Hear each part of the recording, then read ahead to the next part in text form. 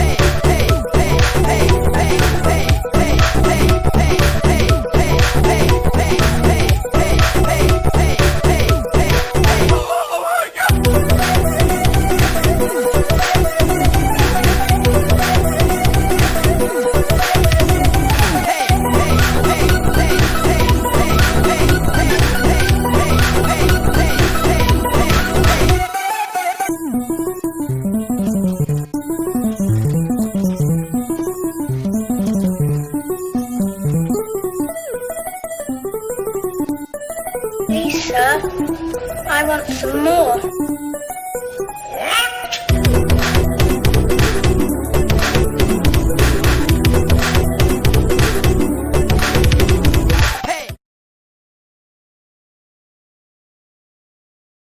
Hello, there we go. Hello, Solarloon here, and welcome to another stream, another one of my streams. Hi. Yeah, so how's it going? Hopefully everything's going well. I am Solarloon. I'm an independent game developer, musician, artist, all that kind of stuff. And I am in the middle. I was looking away. I'm sorry. I am in the middle of doing a stream right now. So it's going to be mainly Aseprite, so pixel art. But I wanted to just say hello and kind of give an overview of the things I've been working on recently. So how's it going, everybody? Hope everything's going well. Recently, like just like an hour ago or two, I finished up work on a tile importer for the LDTK tile editor, which is a nice tile editor. It's pretty high quality, nice and solid. I'm gonna go ahead and show a little bit of what it looks like. So it's kind of like an alternative to editors like Tiled or Ogmo editor, that kind of stuff. And so this is a quick little example I'm just gonna throw out here.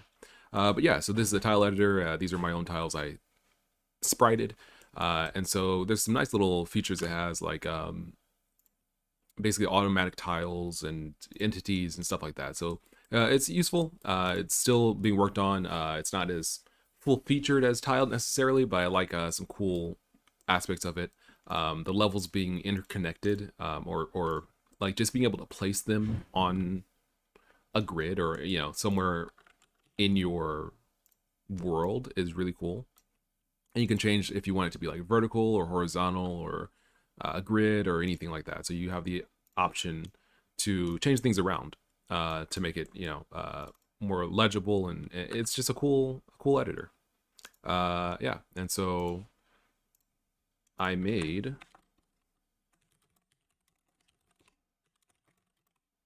just a simple importer, so you can like create games with it using Ebitin and Golang. So it's nice, works well, looks cool. Yeah, I have no real complaints, and it's available on my GitHub. So yeah, check it out. And so that's it. I'm gonna go ahead and move on with the actual content of the stream. Actually, before I do, if you're interested in trying it out, please feel free, and it's available over here.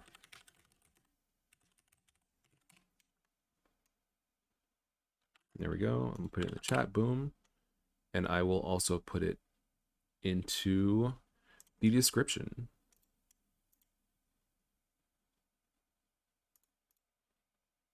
If the description would load.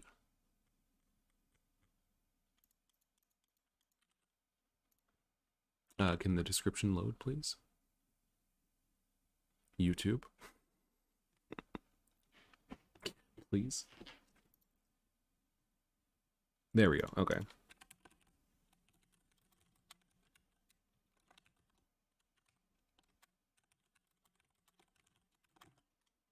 Cool. All right. Yeah. So anyway, yeah, we're gonna go ahead and start making some sprites and stuff. Let's see. Hello, everybody. Everyone's doing good. Excellent. And so we will begin. This will be something. We're gonna start with something a little small. I think that's fine. Let's get some music going as well.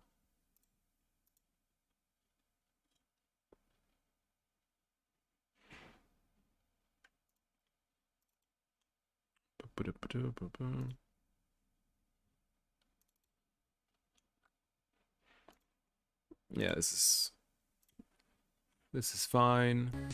There we go.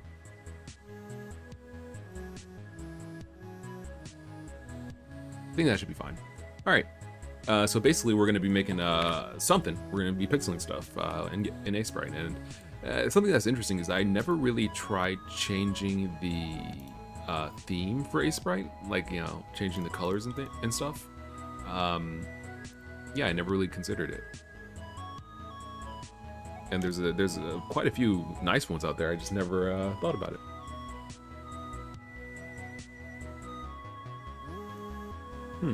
So yeah, I'll have to see about updating the theme. But for now, this is fine. I'll do that on my own time. All right, so let's go ahead and start spriting. I'm probably gonna go with something relatively simple. Maybe like well, actually, something I wanted to do, and that kind of ties into what I was talking about a little bit earlier, was I wanted to make a game in Go. And I've tried this before, but I never really got anywhere. But I would like to give it another shot. And so what we're going to do, in line with that, we're going to make a mockup. This is going to be a mock-up. I'm going to try something a little bit different and make a game using LDTK.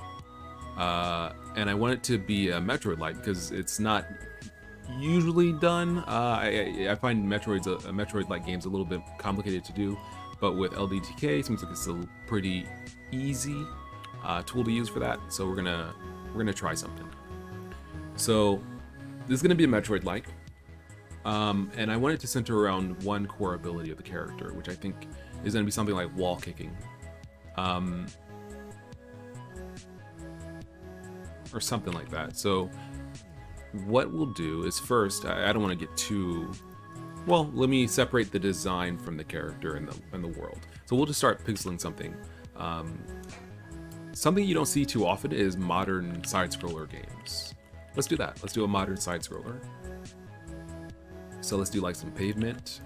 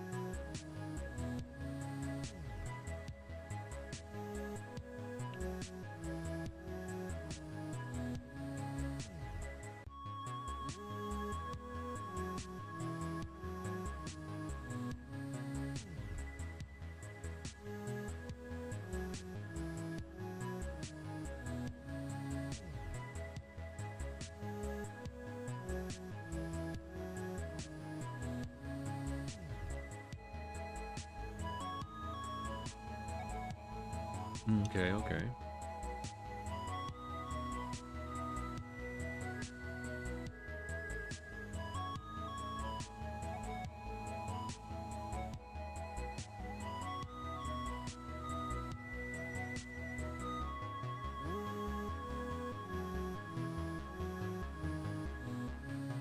Trying to think here. So, oh wait, there's comments. That programmer Tom says, "Hi Solar, I hope you're doing well given the circumstances of the current world. I can't wait for Iquia, buddy. Keep up the great work, dude. Thank you very much. I appreciate that. I really do. Thank you."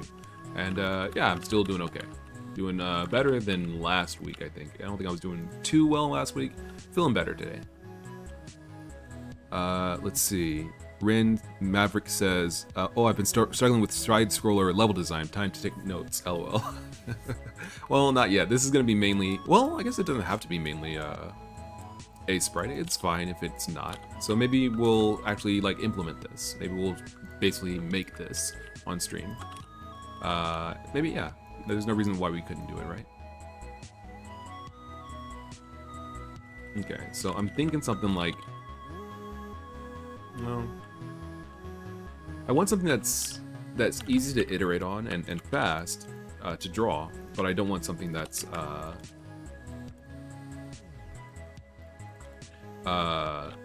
easy to iterate on and fast, but I don't want something that looks bad. So I think this might be a nice kind of what's the word? Compromise. All right, so let's separate the tiles out from the background. Okay, so we have the background here, then we have the tiles. Okay. Bundi says, "Are you gonna use Go for this?" Yeah, I would use Go for this game that I'm thinking about. Because I've been thinking, and I think, because I've been saying this for like years now, that basically you don't really save that much time using an engine compared to writing a game by yourself in code. And so we'll see if that's the case here. Yeah, we'll see if that's someone was about to come in my room, but they decided against it. So we'll see if that's actually the case. And that's the kind of the reason why I'm deciding to try writing something in Go. Let me see here. that definitely has a certain charm. But that doesn't, yeah, it looks more like you're looking up at it from below. So I gotta decide what I want it to look like. So let's do this. I'm gonna pull up a cityscape kind of reference image here.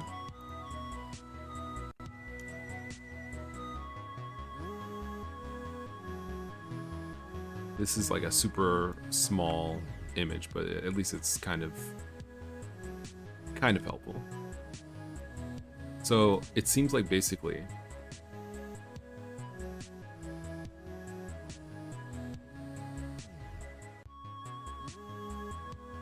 okay.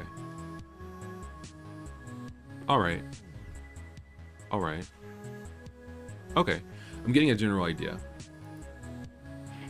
But before we actually go with this, I gotta think about it in the constraints. Well, no, I was thinking that I have to think about it in the constraints of tiles, but that's okay. We don't have to really worry about tiles right now. I think it's better to just draw something that looks good, and then we can make tiles out of it. So let's not worry too much about the design of things, and just worry about the actual creation aspect.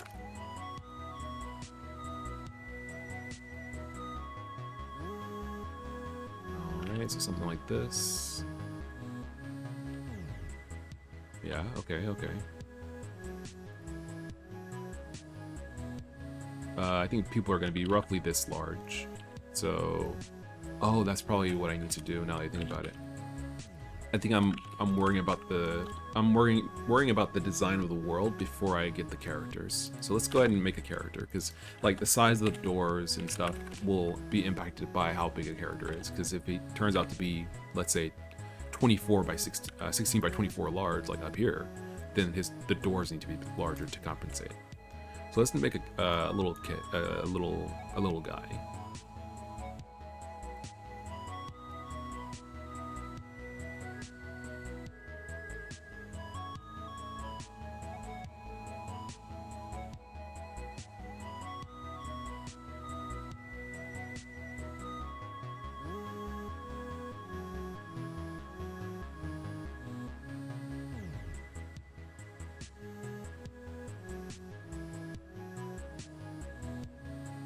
Okay. Alright, so here's the thing I noticed kind of first, is that the character's kind of squat, right? Like his proportions are a little realistic. If the character's going to be small, then his proportions can be like more head heavy, so you can get more like, what's the word? Expression out of his body, out of his sprite. But if he's taller, then, you know, there's more room to kind of play around. So I'm not sure. And also the proportions kind of inform the kind of game it is, right? Like if the character's kind of like cartoony, then the motions are probably gonna be kind of cartoony. If the character is more realistic, then you might think it's more realistic, a more realistic game, like Prince of Persia as an example, or Ninja Gaiden, that has more like kind of well-defined movements, whereas like Mario is really, you know, he jumps really tall, really high, he moves really fast. Sonic, of course, and they're more cartoony. So what if I kind of like the small realistic guy? I like that. So maybe the game will be kind of realistic. A realistic Metroidvania is not something. A realistic modern Metroidvania is not something you usually see. Okay, so let's. Oh, I'm sorry, I'm getting a call. Hold on.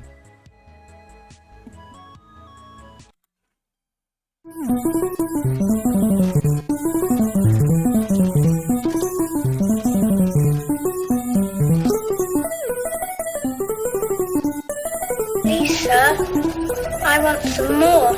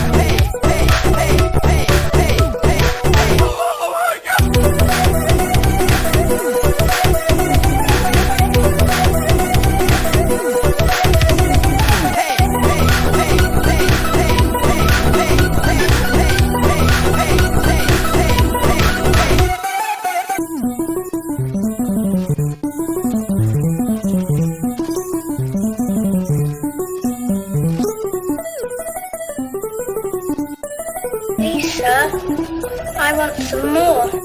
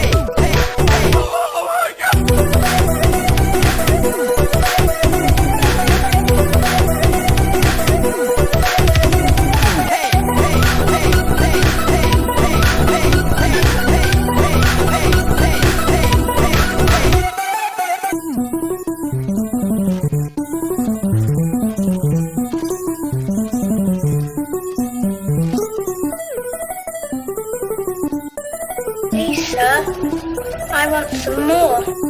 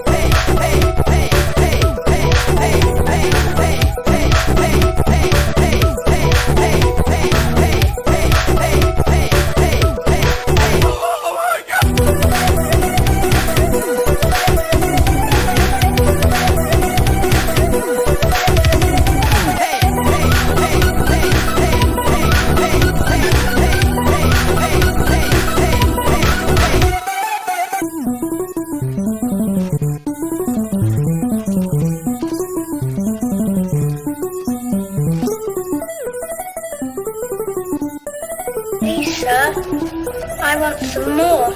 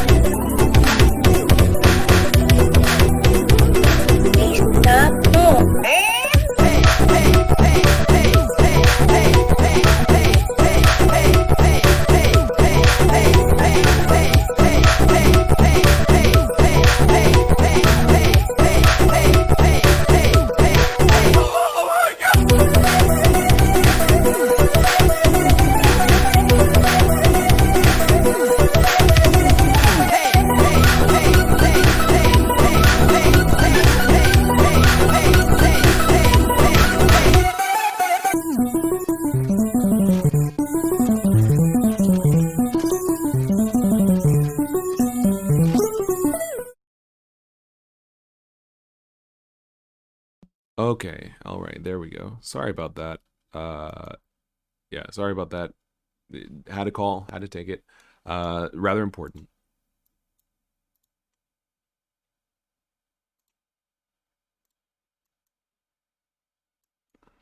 Okay, we're good. I just want to make sure that everything's good to go. All right. Okay, so back to there we go. Back to our mock-up. So I think I like this kind of small character design. What if they were kind of like aliens, modern aliens?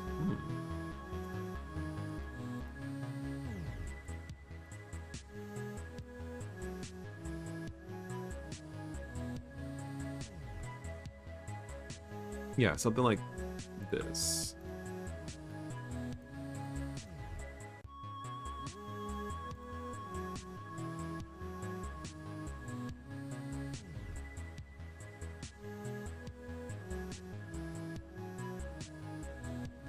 Actually, let's go with a different color.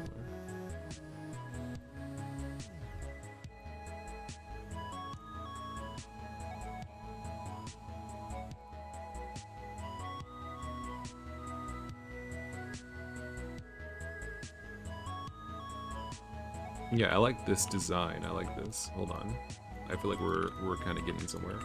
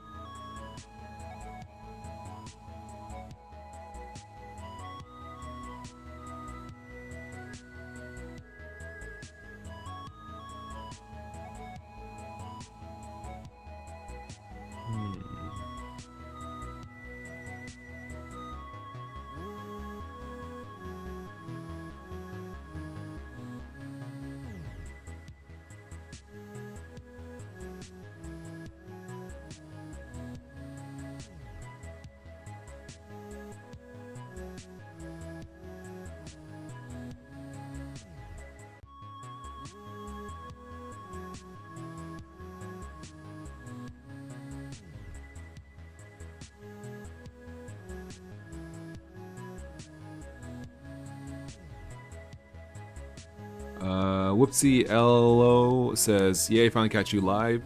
Watching your video since the Popcorn Godo 3D platformer, but always as a VOD. Oh, thank you very much for stopping by." And also Sage. Sage says hello. What's up, Sage? It's been eons. And thank you very much for stopping by the stream. So for those who are basically just stopping by, we're in the middle of designing a mock-up for a game. It's an interesting problem. But yeah, I like this. Bundi says it's papyrus. Yeah, it does with the leather jacket. Yeah, that's papyrus with a half leather jacket. It's interesting because like it feels like games that are kind of Metroid-like usually aren't based on like a large number of characters. Usually it's like you're kind of by yourself. I wonder if there's a reason for that.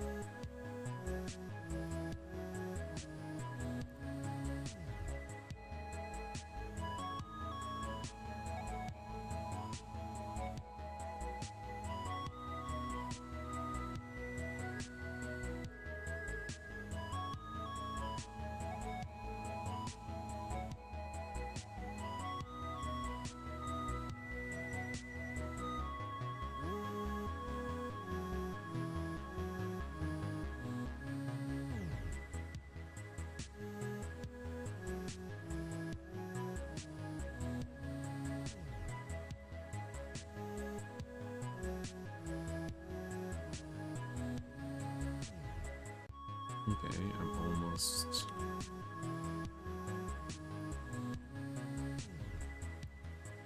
almost there.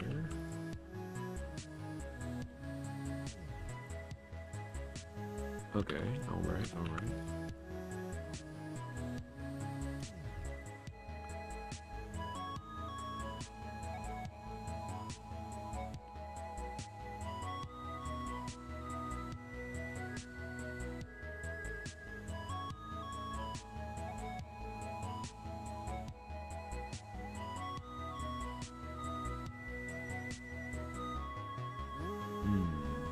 Okay.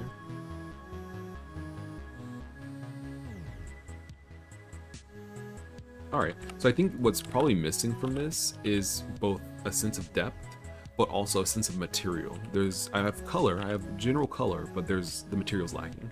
But maybe that's fine. Maybe that's fine, because maybe we can get some colors in to get kind of the mood, and then we can get the materials. So by I mean textures. So this is fine. This is fine for now. And we'll just kind of work on it slowly but surely. Let's see. Okay. Seems good, seems good. So what kind of world would this guy live in? Let's say he's on like a hot...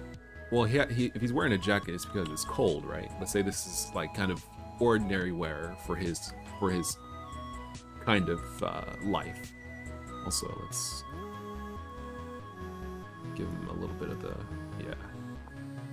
Cool.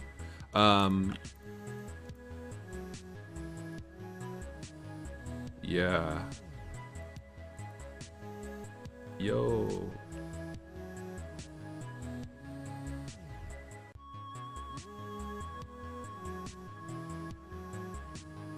Okay, cool. This is a cool looking little dude. He's getting there. He's definitely getting there.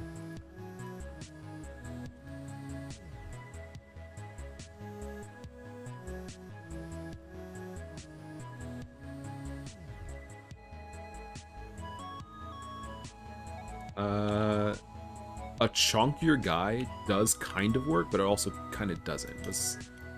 Maybe if he's taller, that might help him out.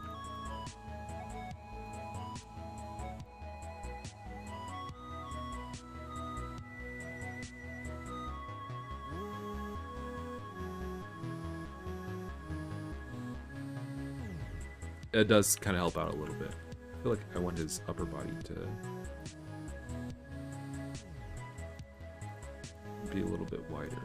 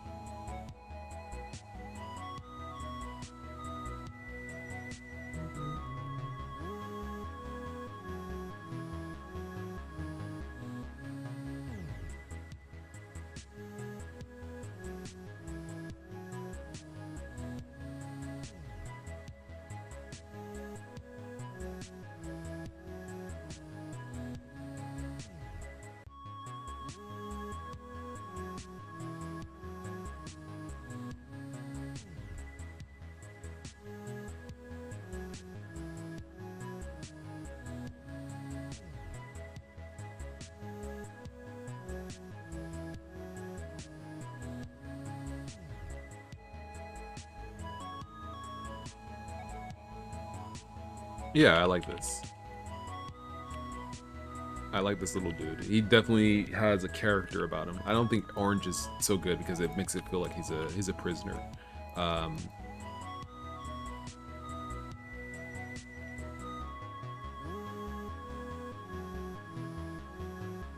But he definitely feels definitive.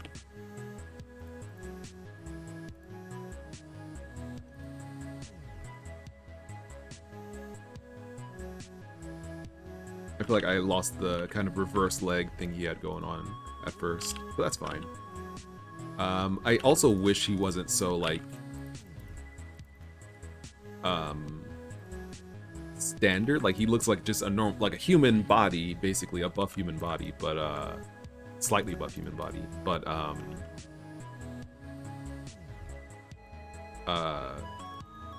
he looks like basically a slightly buff human body, but like, you know, just alien head and feet, but basically otherwise he's kind of just a normal guy. Like, and I don't like that. I kind of wish he was more alien looking. That's fine. This is fine for now. All right, let's actually save this before I lose this.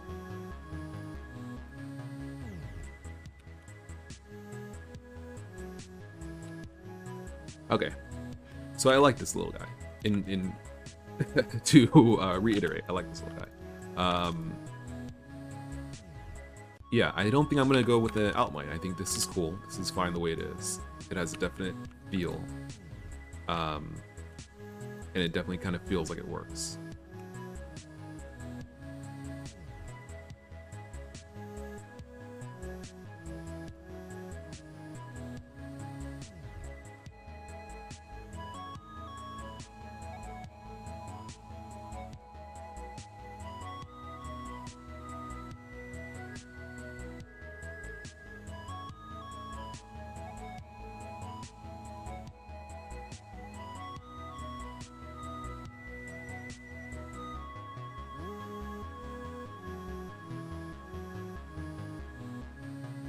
I like this. I think, yeah, if we have like a, maybe green.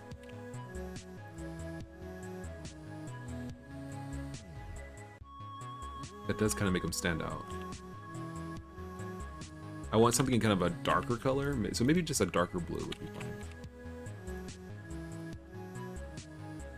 Nah, it has to be bright, so maybe yellow. Like that. Brighter yellow.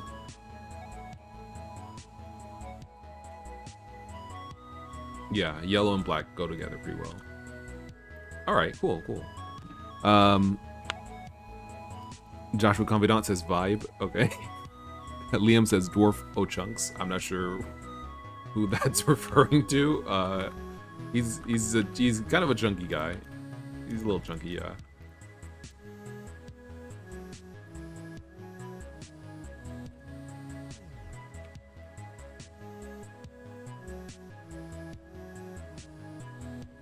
Can we go? There we go.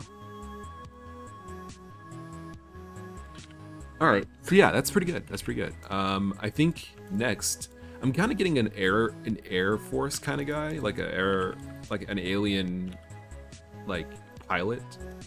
That's kind of his feel with like his outfit. But maybe that's the modern. You know, that's what, not the modern, but that's what I'm thinking, because that's, you know, I'm designing him as though he's an alien who just wears human fashion, you know, because of the jacket. Maybe the jacket is part of his skin. How would that work?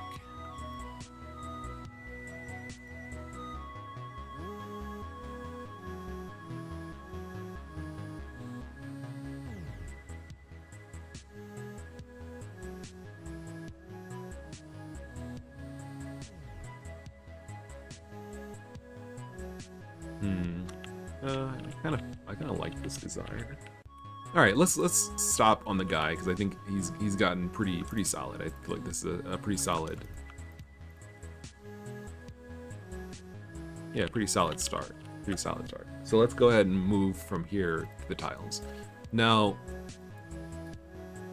this is supposed to be a city, right? So let's just start kind of pixeling stuff that we would see in a city. So let's start with a trash can. Let's just start with a trash can.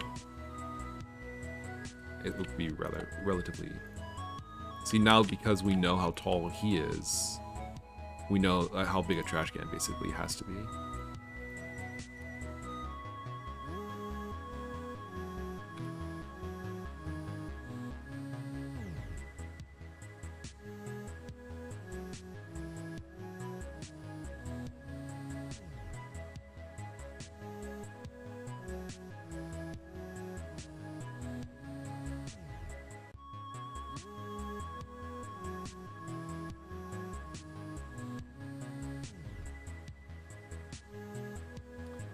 while I was pixeling this, I kind of came up with an idea for this character in game, which is something like, what if he's part of a race that's looking to make contact with aliens, maybe humans, but it's like a controversy, or like a what's the word? I can't think of the word. It's like there's a conspiracy that basically like people are like doing things to make. I'm trying to like get the story down while I'm thinking, but while I'm writing or pixeling. But essentially, it's like, what if there was a conspiracy that where there's a group of aliens that want to make contact, and so they're doing things to make the race seem ready, and your character is like, no, the race isn't ready. I don't know quite how to phrase this, like how to like get this idea down, but the general idea is like, what if we weren't ready, or what if they weren't ready to make contact?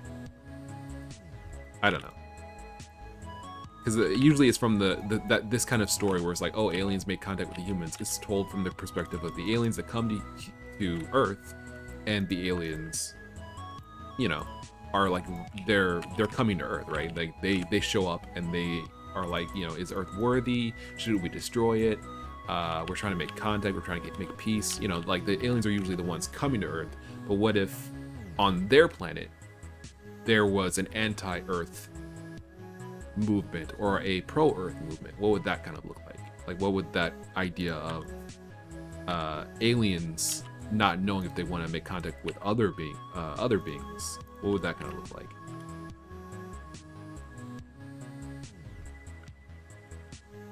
Okay, so this kind of looks like a trash can, right? Trash can-ish. Let's see. Let's get a low wall in here, maybe. Let's actually make a new layer. We'll put the trash can on that layer. We'll make this objects instead. There we go. Now we don't have to. Okay. And then what about like a low wall here?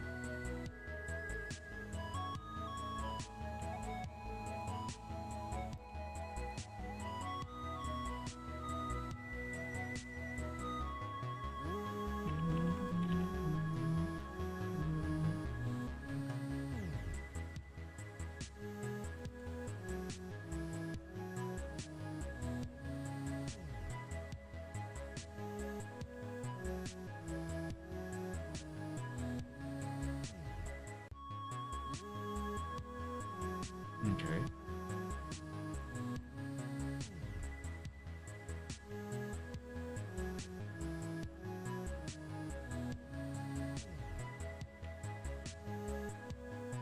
All right, just filling out shapes kind of helps out. Okay, so yeah, what if we just kind of did some shapes here? What if we didn't like focus so heavily on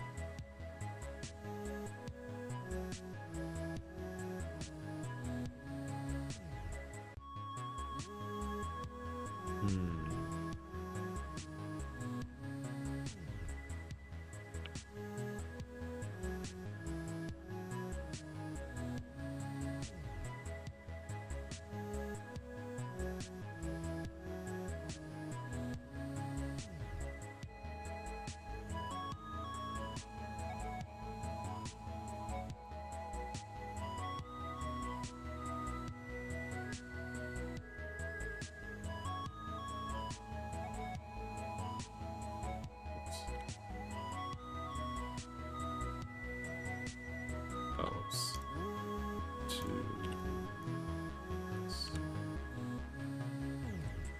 no, there we go. Okay.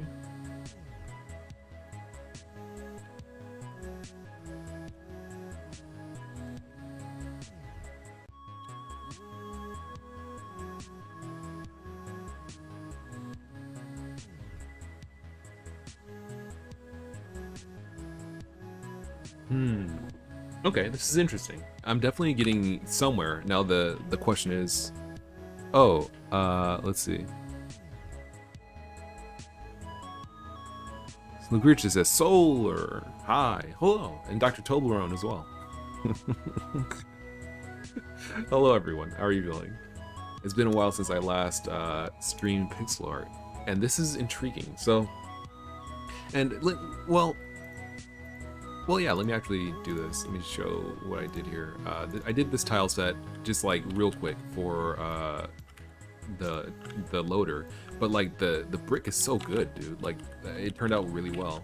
So I think maybe well, no, I think I'm right thinking of colors first and then going back and doing or colors and architecture and then going back and doing the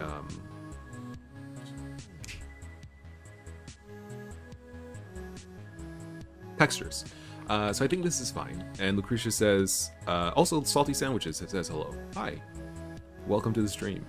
And Lucretia says, you have a good voice, it's very soothing. I'm glad to hear that, thank you.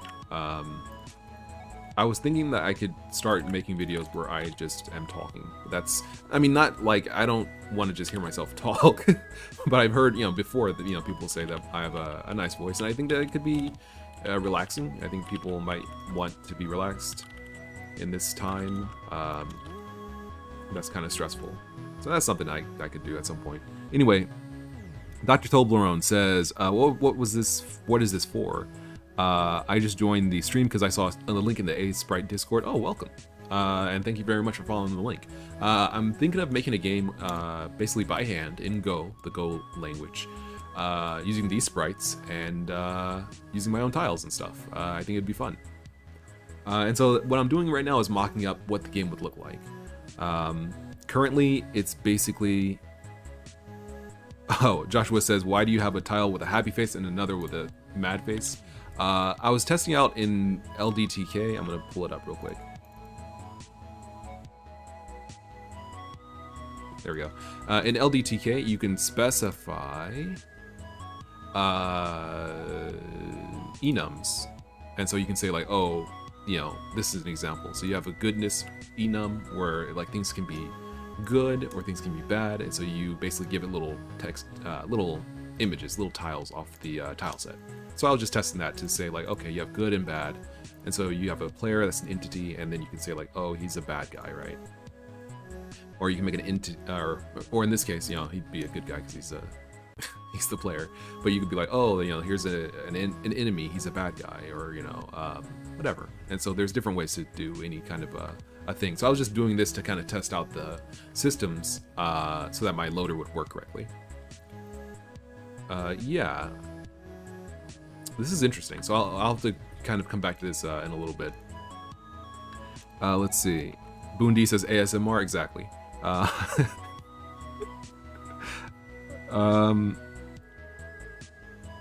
You have to find a place to use those two in the top right of the tile set. Maybe so. Happy and sad. Let's see. Kuka says, we keep working in Iquia, and hello. Hi, welcome to the stream. And yeah, I'll definitely keep working on Iquia. It's way too far along for me to quit on it. But I think I would like to try this as well. I think I'd like to try making a game using just by hand. I think I'd like to give it a shot and see how easy it is / how much I like it. Let's see. LDTK is awesome. Nice job with the loader. Thank you very much. I'm glad you appreciate it, and hopefully other people will find it useful as well. Hopefully I didn't find any hopefully I didn't make any like really drastic errors in the creation of it, but hopefully not. So if you find any problems, please feel free to report them and I'll see about fixing them. But as far as I tested, it should be fine and good to make games. And I will use it myself, of course, on, well, this is what I'm working on, but I'll make it myself with this game project and kind of iron out any problems. So I think part of the thing that's not really coming together is the architecture, and that's probably because the silhouettes are very human, right? So like, you know, the pitch roofs, the you know, stuff like that is so like pedestrian. It's so much. I want to avoid making something that looks and feels like a standard game or like a standard universe, because even in our universe, if this is like a big city, then you wouldn't really have houses like this, right? You'd have like skyscrapers, you'd have warehouses, you'd have kind of modern buildings. And then in this universe, the architecture wouldn't really be like ours. So what is like an alien architecture? So when you think of a house, it's like a box, right? It's a box and you go in. So what's an alien box? Maybe like a dodecahedron, or maybe like a you know, like a diamond. So let's try something like that. That immediately, I think that would work. Like, what if a building looked like this? Wait. Oh, there we go. Yeah, so like, what if a building was like a giant diamond shape?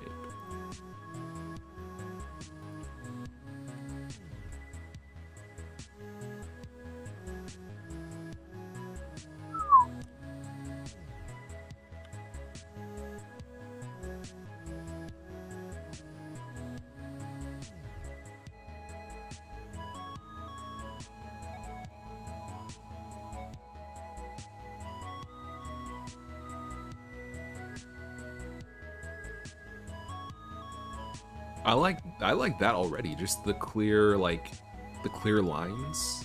Let's extend this out a little bit. 6. Actually, 6 in this direction. There we go.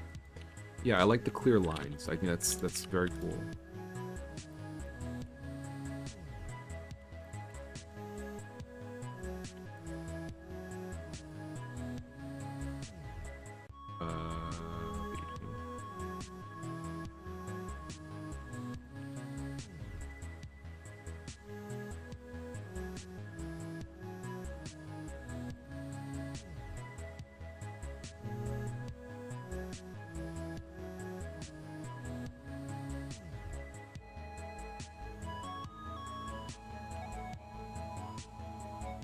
There we go. Oops, there we go. Alright. Alright. Let's see. So I think this would have to be like more in the center. Like that.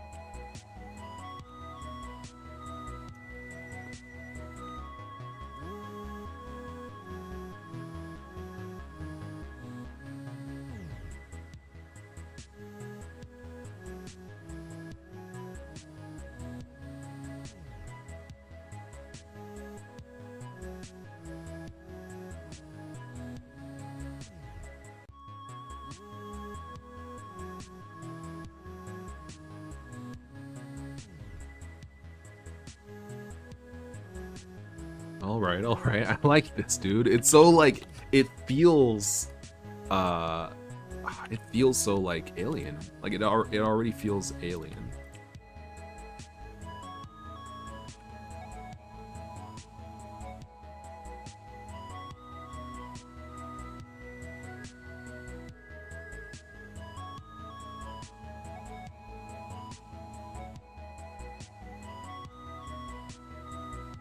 There we go. I don't know about that.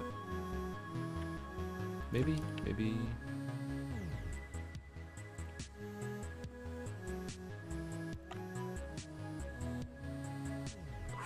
That looks so clean. Let's see. ASMR with Solar Loon. Salty Sandwiches as what is the protagonist? He's an alien. He's an alien. He's just an alien. This is an alien society, and basically the idea is just like, what if you played an alien? Because you don't really see playing an alien in a game usually. I mean, like thinking about like modern media, it's rare to play any non-human character. Like even like Cave Story, you played a robot. Like it like I think that's the furthest it goes, is basically like you play an android or a cyborg. No Man's Sky, you can play as aliens, but that's kind of it. Like you don't really play as like aliens in most games, usually as a human. So this is interesting. Like I can't think of a lot of games where you play as non-human characters. Maybe I'm blanking on it. Lucretia says, have you ever thought about making highly edited videos on game development or game design, like Game Maker's Toolkit if you're familiar? I think you'd be really good at it. Thank you. I appreciate that. That's unusual. I hadn't really thought about it, but that's an idea. Maybe I could do that. Maybe I could. Highly edited videos, game design. Maybe I could do it. That's not too bad. Not too hard, I don't think, to think of. Joshua says, if you go to a planet with aliens on it, you are the alien to them. Exactly. So these are just how they look, and this is a society made for them. I feel like they're not alien enough. They look like humans, just basically different fingers and toes, and a little horn at the front. But like, they don't really look significantly different.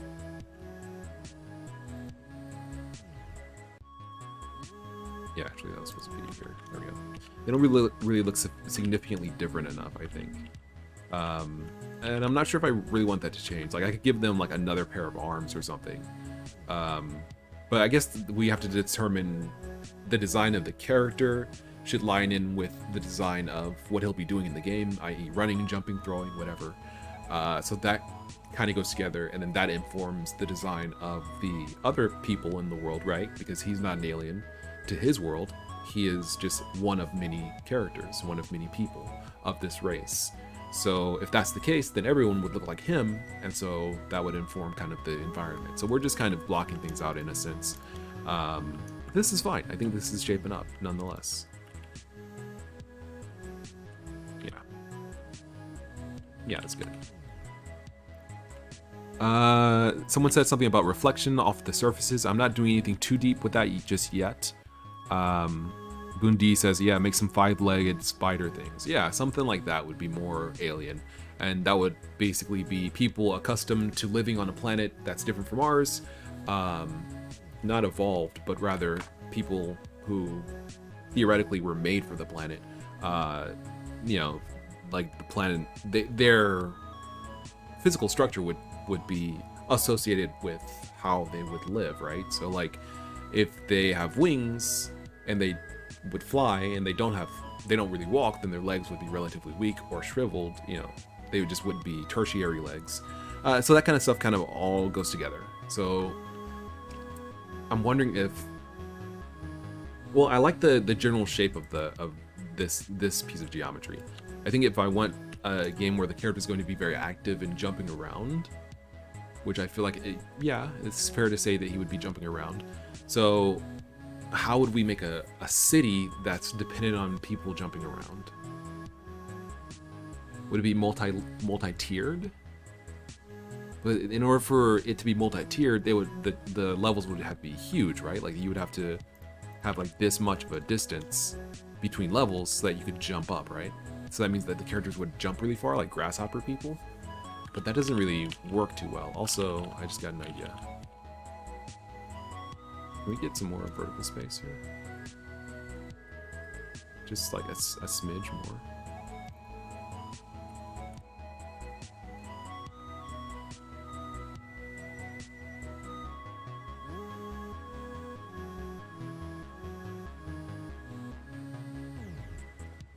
Wait. Yeah, can I get like... Yeah, can I just get like some... There we go.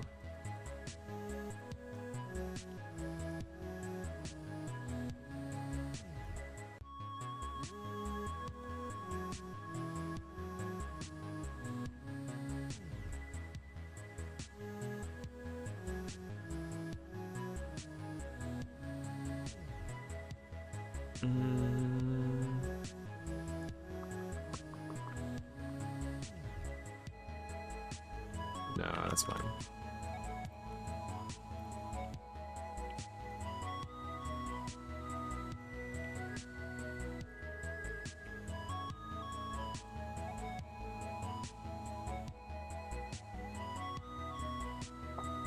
Okay, hold on, I'm getting someone at the door.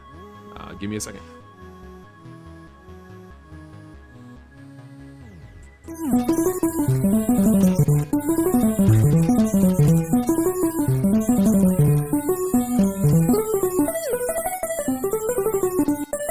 Lisa, I want some more.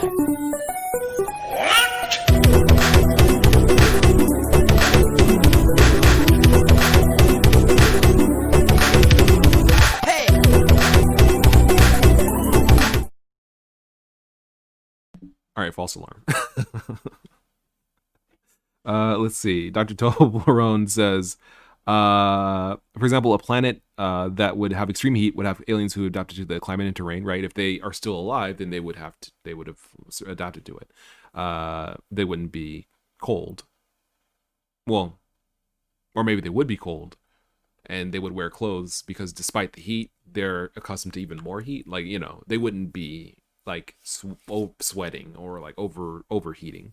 Um, Joshua Confident says, "What is the name of the song? Because I love it. And I want to listen to it." Thank you. This is my own song. It's called Spacefaring. It's just basically kind of like chill space music. Um, Liam says, "I assume that this is some low population village in the alien area. That orange and black reminds me of Paper Mario Thousand Year Door Twilight Town." I haven't played it, but I know what town you're referring to, and it kind of does give that feel. If you're referring to the one that I think, if I'm familiar with what you're referring to, which I think I am. Okay, this is definitely it. Definitely has a feel, but I think the why would you need to jump? Like, do we want a game where you have to jump a lot? I think you do. Like, if the game was more horizontal, like a beat 'em up or like a Mega Man Zero game where you're basically running right a lot, that's one thing. But if it's going to be a game where you have to like wall jump and like take elevators and stuff like that, that kind of implies more indoor environments. And what we're drawing here is an outdoor environment. So maybe we need to draw an indoor environment that would require you to jump around. Maybe there are ruins of a human civilization on this alien planet. How would that even work? So maybe this is like really far in the future, and humans have come to colonize different planets and have gone extinct. And you, as an alien on this planet, basically are exploring human ruins, and so that would explain your need to jump around in ruins because they're vertical or whatever. But then also that would explain maybe things that we're familiar with, like buttons and like old human technology. Because if this is an alien technology, from this kind of a design, it feels like the kind of technology or the kind of space that is highly advanced, right? Well, no, I just said that they are trying. Well,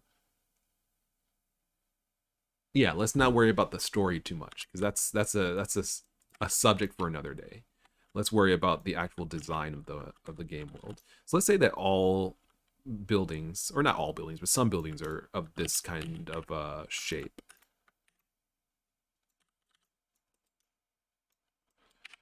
Just for now, again, I'm just trying to get down basically the general design of the space.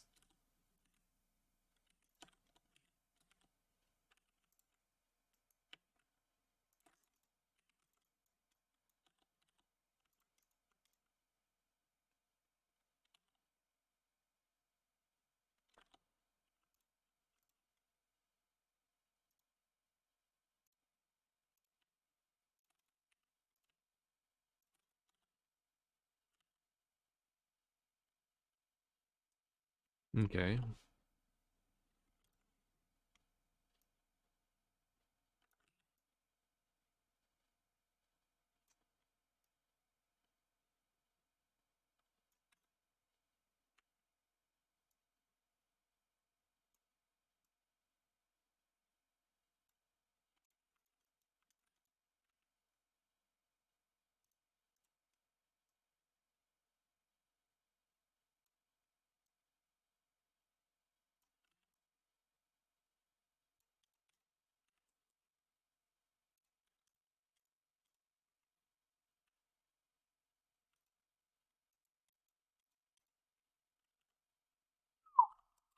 Okay. All right. We're definitely getting there.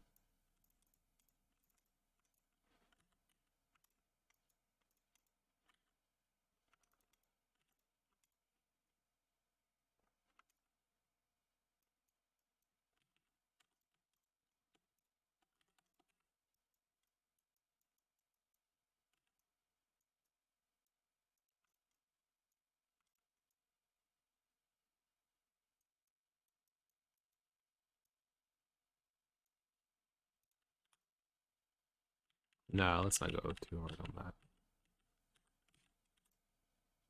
I think it's fine. All right. So yeah, I think what I want to do next. I wonder if we could like. No. What I need to do next is figure out a general design. Well, this is fine for some idea. This is fine for some ideas here. But I think what we want to do really is kind of get into this space. Space, get it?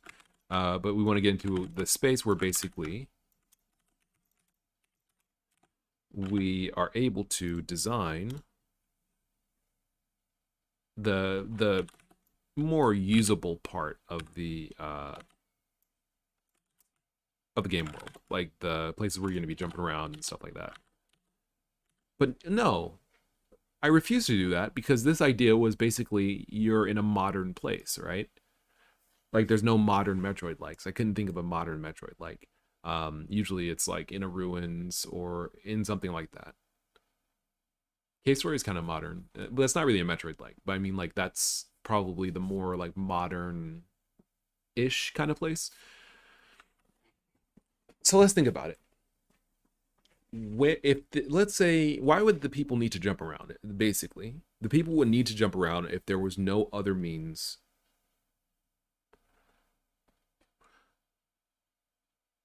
Well, we need to drive, like things are spaced out, right? We need to drive or take trains or buses because things are spaced out. So what if people lived in catacombs? What if people lived in like maybe sub oh, because it's so hot, this alien race of people dug down into the ground to make their own houses. And so that is basically how they live. They all live below ground, which would kind of define the area. Okay, I like this. Someone said like it's really hot, and I for that idea, I appreciate it. Thank you. Okay, so we have some above ground buildings because there are some things like solar towers or solar plates, that kind of stuff would be up here, so that's fine. But this would basically be like a elevator, like an elevator or a air shaft. Uh, Ren Maverick says these dudes research us the same way we research prehistoric humans and ancient civilizations. That's the idea. Bundi says, wait, I thought the jacket meant it was supposed to be cold. The jacket, maybe it's a jacket, maybe it's not. I don't know. I just like the look of it, but there's no reason why it's an actual jacket. It could be really cold, or it could be that he's some sort of like flight agent, like someone who flies airplanes in our world, or it could be that the jacket does something else. Maybe it covers some photo sensitive parts of the aliens' bodies. It's hard to say. Maybe it's cold, maybe it's hot. Mike Hunt says I subscribed. Thank you, Mike. I appreciate that. Um, Perhaps the gravity of the planet is lower than ours, so they don't necessarily need to go up steps to go up levels and such. Hence, their architecture is slightly wishy-washy from human perspective. What if the gravity was lower? So you have planets, or you have a planet where there's a civilization, there's a town, it's on the crust, it's on the surface, but bits of the crust broke off and lifted off of the surface, and because the gravity is so low, and maybe this was caused by some sort of internal tremor or something like that basically has far-reaching effects in the future, the planet's crust is rising and falling. Maybe it's kind of like Owlboy, but not as high, not as vertically inclined. So you have a reason for people to be jumping around. But what would that, how would that inform the rest of the game? Why would you jump like that's a cool idea, but like why should we do that? If you could jump really high, then what if you could like slingshot? What if they were so like developed when it comes to jumping and vertical travel that they built slingshot like pads that basically would slingshot from like from your house or your block to the coffee shop is like the coffee shop's up here, you're down here, and there's a block a pad you can jump on that would like catapult you up here, kind of like grasshopper people. So like what if you had that kind of like launching system? That's cool, but that is cool. So maybe you have these two systems. These are two ideas for a race of aliens. You have aliens that basically crowded underground. Maybe there's two different races of aliens, or cultures of aliens. One that is basically primarily underground dwelling, and then you have another race that's primarily air dwelling on these pieces of land that broke off. Maybe they're like nomads, and so they go to these crust shelves to maybe mine some specific ore. Maybe the ore is what keeps the crust shelf up there. Yo, that's an idea. So what if you're like a treasure hunter and you have to take these slingshot pads from from the safe ground up to these like floating like islands, because the ore that's in them is heavily prized, and so treasure hunters want to get them. But when they remove enough of the ore, the island drops, because it's a magnetic field that's between the core of the planet and the ore that's on the crust of the planet. So when you remove enough, it falters and drops to the ground. And so that would be an interesting kind of dynamic if you had to basically travel to these locations, go down these ruins, get the ore, and then go back out, kind of Metroid-like, before the island crashes into the ground. That's interesting. That's an interesting idea. Let's keep going. Let's keep going. So you go down here, right? Yeah, you go down here. So let's say you go down like,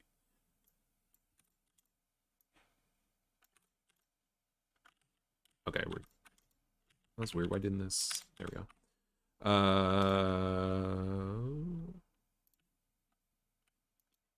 I'm snapped. Okay.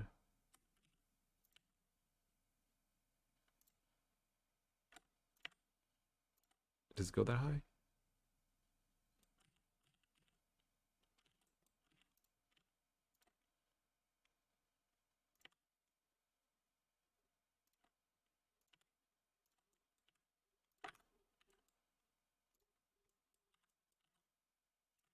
So this basically, I should have just copied this, yeah, and then did this.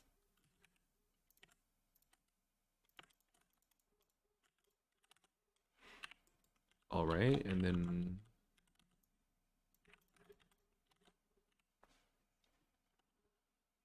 so let's actually give ourselves more space vertically than horizontally.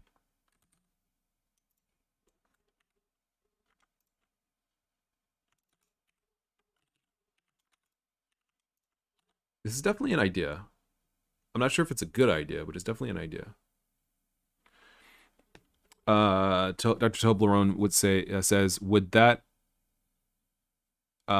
mean if the crust is rising and falling, the gravity would be shifting? The gravity might be shifting if the crust was rising and falling. Yes.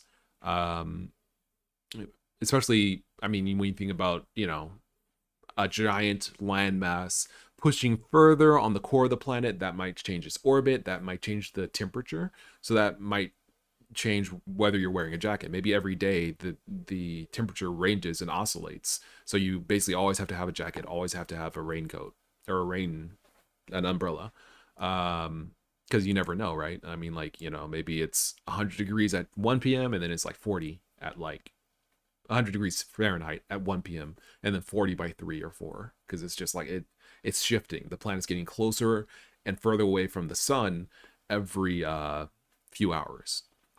Interesting idea. So that would explain why he has the jacket. What's the application for the game and for the lore? Who knows? I'm just thinking like that would be an interesting idea for a planet. It's not sustainable, I'm sure, but it's an interesting idea. All right, so let's come up with a general kind of style for this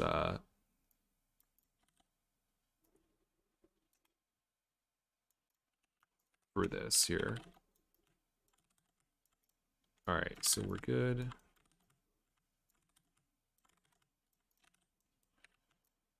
Okay.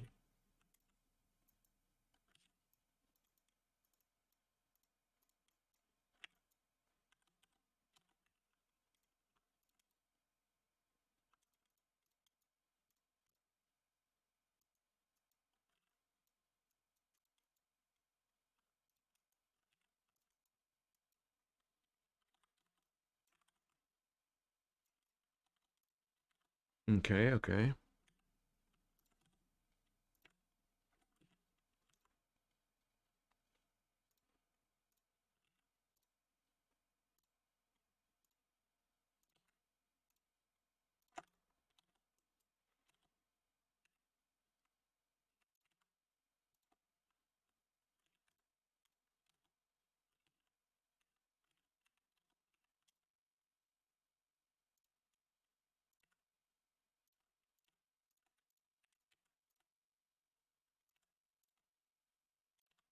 Okay. So I think how this would work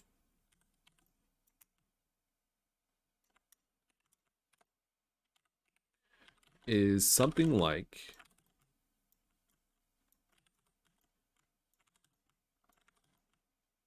yeah, okay, so yeah, because the gravity is so low,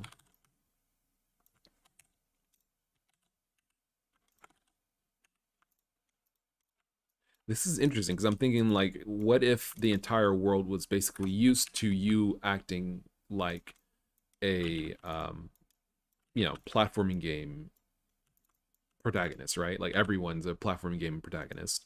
And so this is 5. This is 5, okay. Or it needs to be 5. And so in that world you would have this kind of like jump down here kind of system, right? like people would be following a line and like stepping downstairs. It's weird. The idea that basically like there might be emergency lighting that would come on in case of a power failure that would basically lead you to these giant blocks that you would have to jump on, but that's what everyone's used to. So it's like it's interesting. Like what if I made an apartment block, but instead of stairs or an elevator, the elevator shaft was just filled with giant blocks that you had to jump on because everyone is used to this system. That's the idea. What if everyone was used to this system?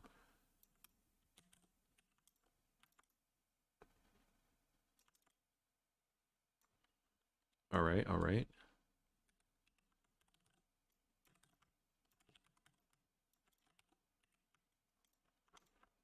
Door should be something a little bit different colored.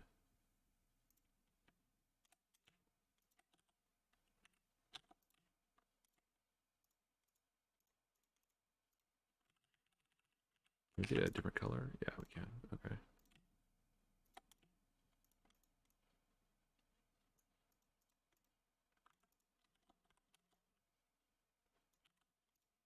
Should have done this with symmetry on. I did not do it with symmetry on, and now I'm paying the price.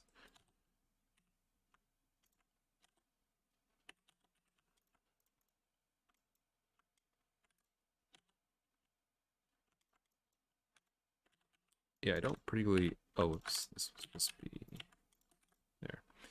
I don't particularly like this design. So what if we did something like this to make it a little bit more symmetrical?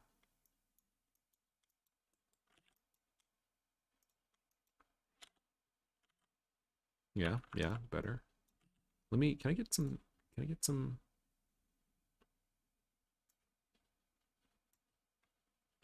can I get some symmetry here? There we go.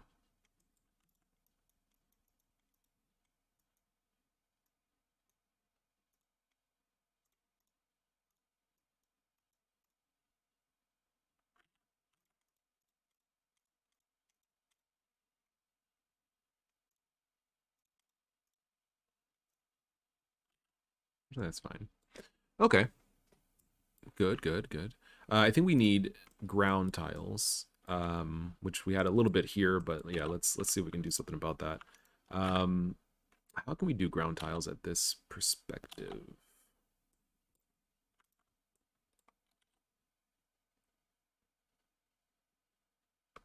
Hmm.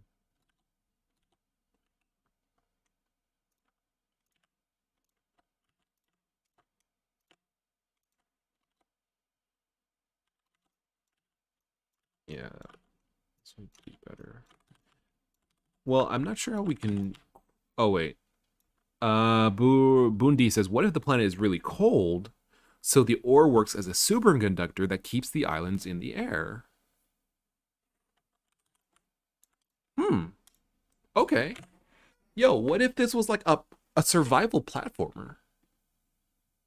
Like, what if you had to deal with like frost and that kind of, like don't be out for too long, warm yourself up kind of thing, but it was a platformer. So like it's kind of like the long dark where you have to gather wood and like burn it to get heat, but you're out basically at like platforming and trapezing around. So you have this kind of trade-off between like maybe doing the more advanced techniques like wall jumps and maybe overhead hangs or flips or something like that, and using your heat up faster. So you have to figure out like, do I want to conserve my heat or do I want to get there faster? That's an interesting idea. That's very interesting. I'm just not sure if it's really like a good idea, but it's very interesting. It feels like it definitely could work really well as a game idea. I could see it, but I'm just not sure of the technical like, is it better than simply not having that system? But it's a very good, interesting idea. I'll have to think about it.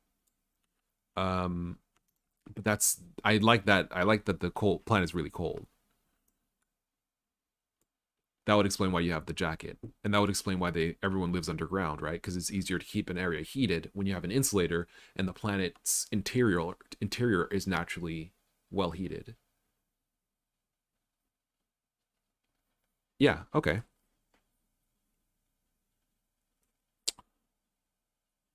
And then people live underground because it's warmer because of geothermal energy. Okay. This is interesting. Maybe the planet has a moon that's affecting the floating bits, causing them to be higher or lower depending on the time of day, like our tides, because of the pull of the moon.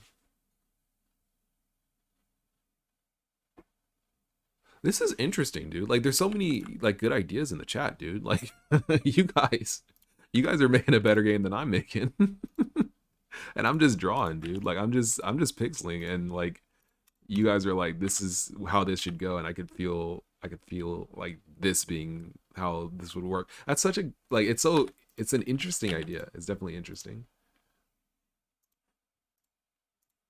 All right, that's good. What we're gonna do? Let me. This is fine. I'm gonna put a little window here, I guess.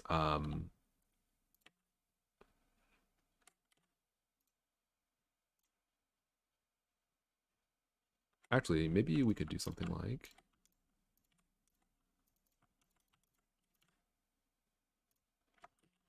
Trying to do this right.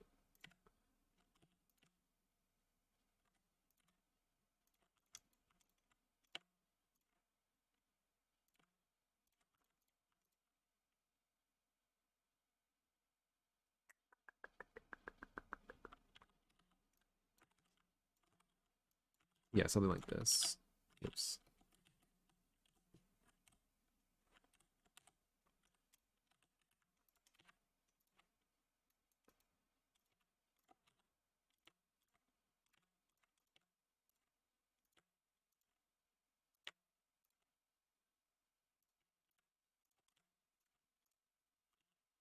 Yeah. Okay.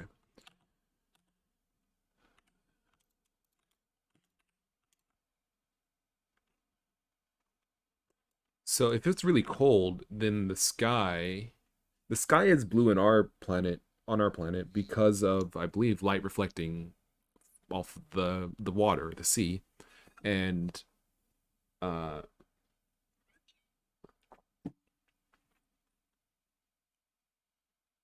it's the angle of incidence, right? It's the angle of incidence of the sun as the sun lowers the sky. The sky's color changes because red light reaches faster. Either red light is faster or the wavelengths are longer. Is that why? So it goes from, I guess, clear to red as the sun lowers, which means that if this was a planet that was cold, most of the water would be ice, right? Which means that most of the sky wouldn't be blue. It might be a lighter blue. Maybe it would be purple.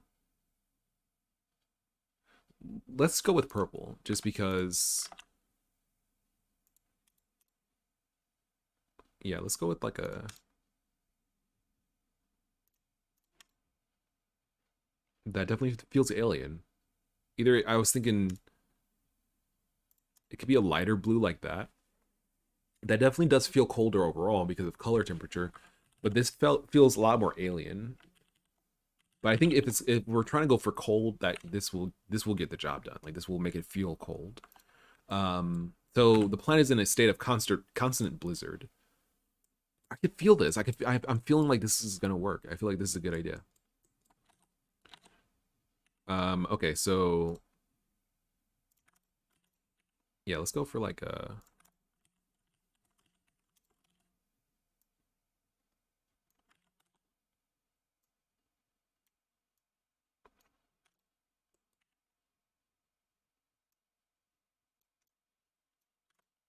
Something like that.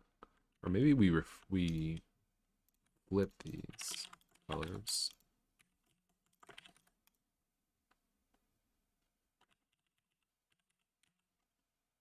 No, I think this could probably work.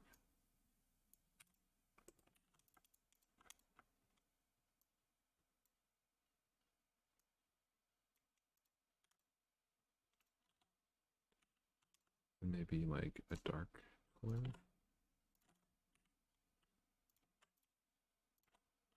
Or actually just like this might work.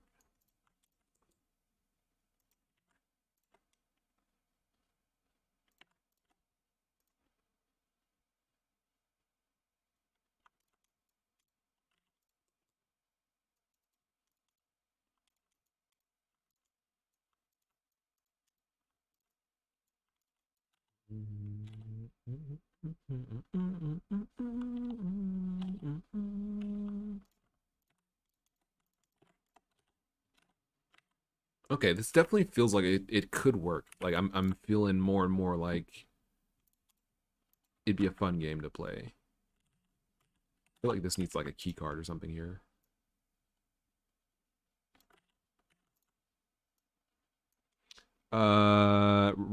Maverick says, I believe the gases in the atmosphere has something to do with the color. Oh, really? Okay. So then a planet of a different planet would naturally have different colored sky because of the gases in the atmosphere, which means that this planet would never have humans living on it uh, without air supply of some determination because the gases in the atmosphere is not primarily oxygen and carbon. Oh, I don't remember what the gases in the atmosphere are, but if it has to do with the gases in the atmosphere, then that would mean that that humans couldn't really reliably live here unless this was Earth. Oh, what if this was Earth, but Earth had something horrible happen to it, and that's why um, other species live here now. But then also that's why oh, whoops, that's why other species live here now. But that's also why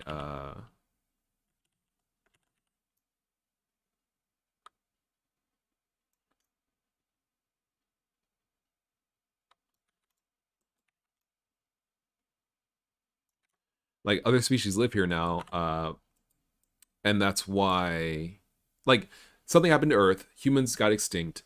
uh Maybe like some of them left, or maybe yeah, maybe they just left Earth because it was like breaking up because of this these crystals, and then other aliens came and lived here, and so the ruins are really just human buildings. But that wouldn't explain. Well, let's just keep going. This is still fun, even if I don't end up using this. This is still fun, even if I don't end up using this for the game. I'm not sure. I think like it looks fine, but it's kind of hard to come up with a reasonable reason why all of this is happening.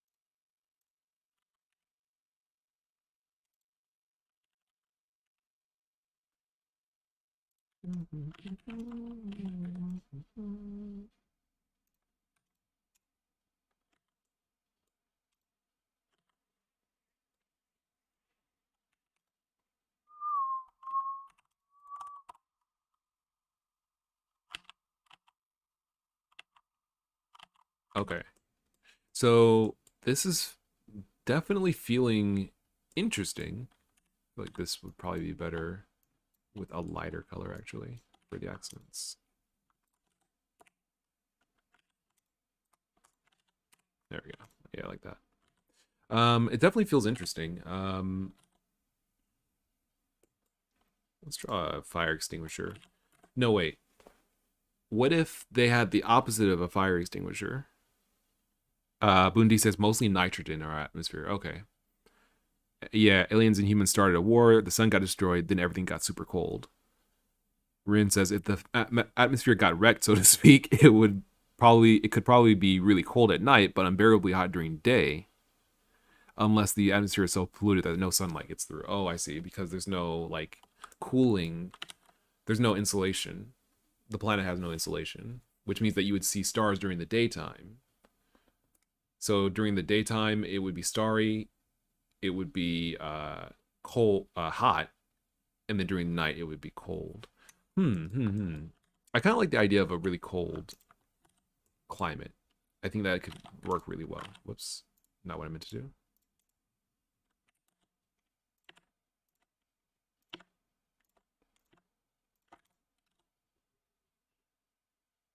No, that's okay. All right, I think we're getting there. We're getting there.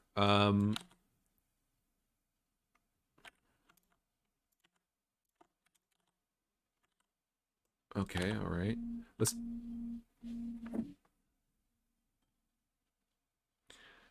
Oh, okay. Phone.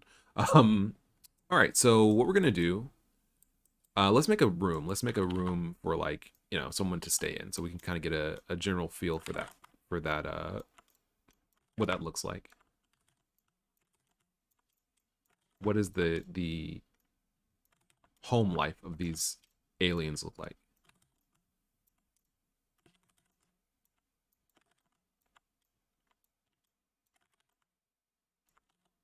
I keep doing that. I mean to flip it. There we go. All right, all right. Let's give it like a step down or something like that.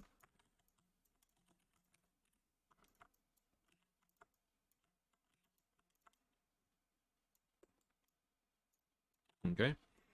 Let's go ahead and do this.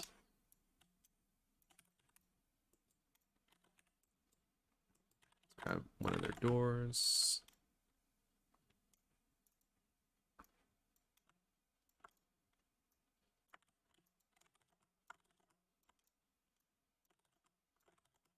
Okay, grab a window. All right. Actually, let's put this over here.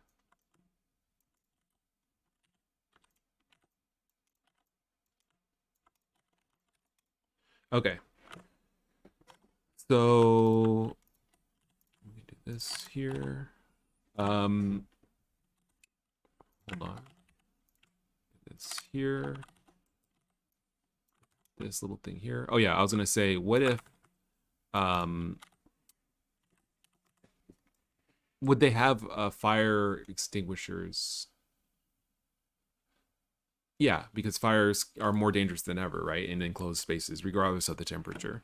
Because ostensibly, or one would assume that they're basically temperature regulating uh, in internal locations like this. And if that's the case, then you would need fire extinguishers. So let's go ahead and make a fire extinguisher thing. This guy is like so big, so yeah, like maybe around this high.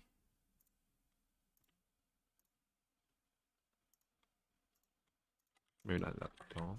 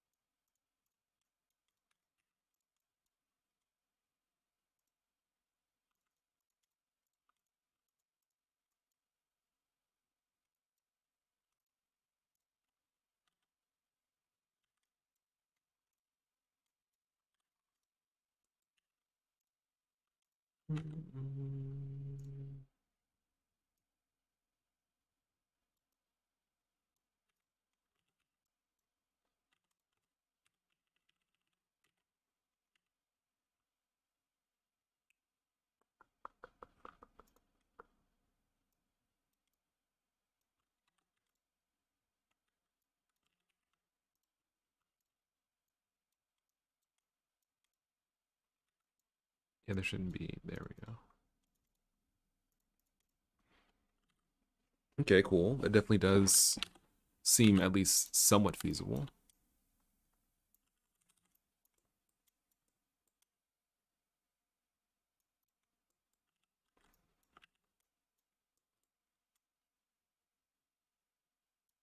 All right, so how would these people live?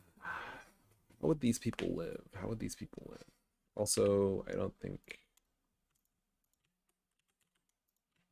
Yeah, I think this would be better.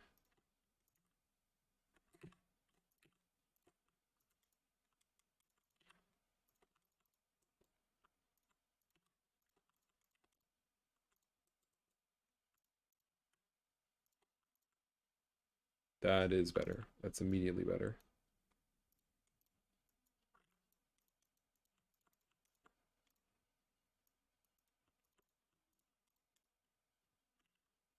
Okay, so what happened here? So how would these people live if they're very temperature sensitive? Well, one would assume that they're temperature sensitive. So there should be temperature regulating measures, or rather, how would alien beings sleep? Maybe not in beds, right? Why wouldn't they sleep in beds? They want to stay warm, so that's one reason why they would want to. Huh? Oh, did my audio cut out?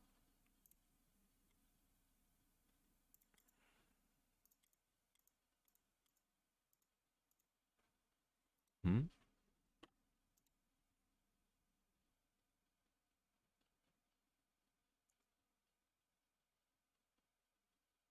Uh, maybe my audio is cutting out. I don't know. Okay, it's back to excellent. I don't know. Okay. So, what if, what if, I mean, like let's say oh, wait.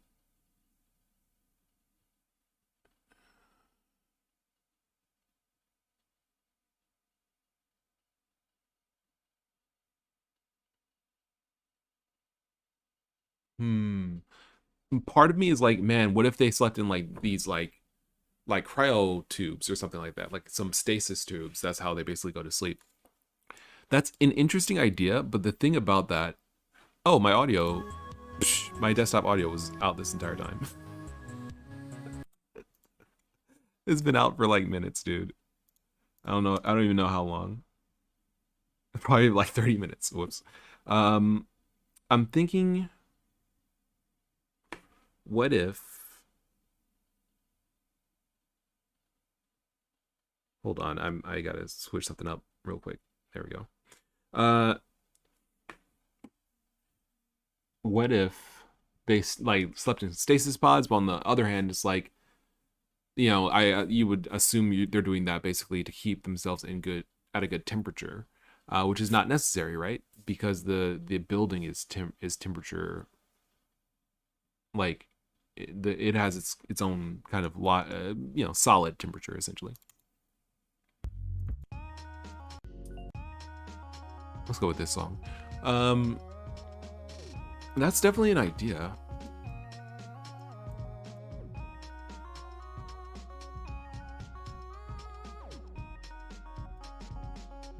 Let's make this a little bit weirder of a shape. Darn it. I always forget which layer I'm on. But yeah, let's make this a more alien shape.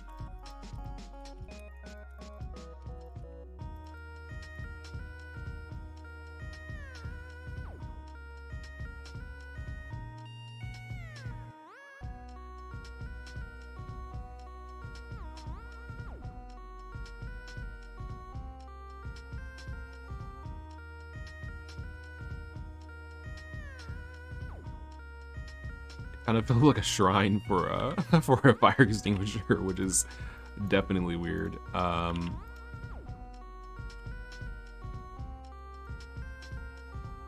That could still that looks pretty good compared to the boxy original.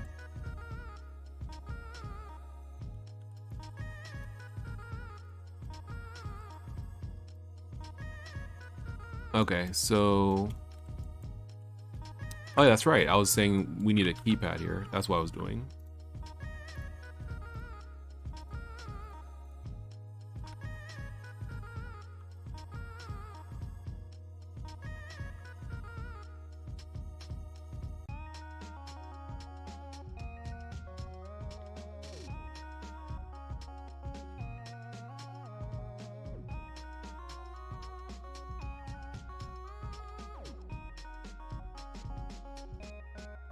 Yeah, something like that. It looks more like an ID card, but that's fine. We might be able to actually...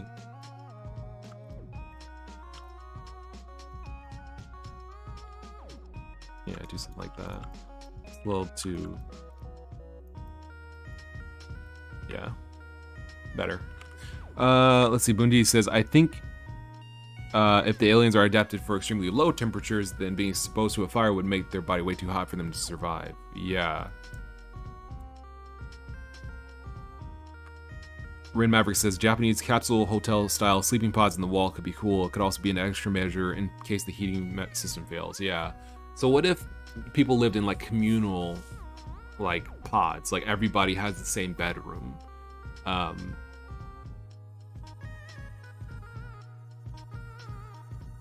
How would they? That would make sense because you have this jumping system, right? So everyone just jumps into the pod, right? Like everyone just hops in. So that means that the pods would be maybe like a honeycomb. That's the most efficient shape, I believe, right? Something like this. Although this is just a hexagon, but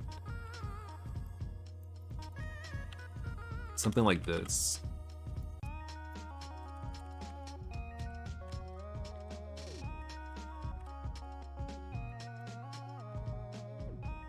And so people can hop in. No, it has to be front facing, right? It has to be front facing because people need to be able to get into their spots. So maybe it's just a diamond. Maybe it's just like this.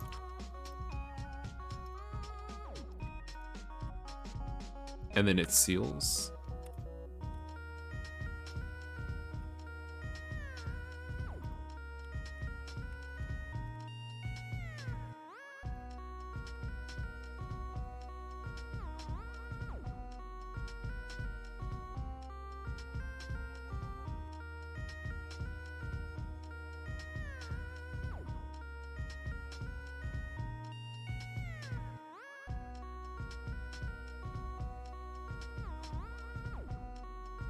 something like this, and there's like a guy in here like curled up.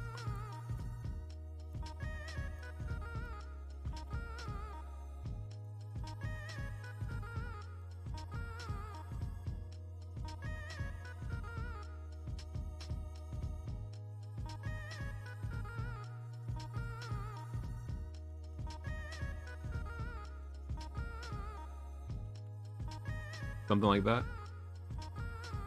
That's definitely an idea.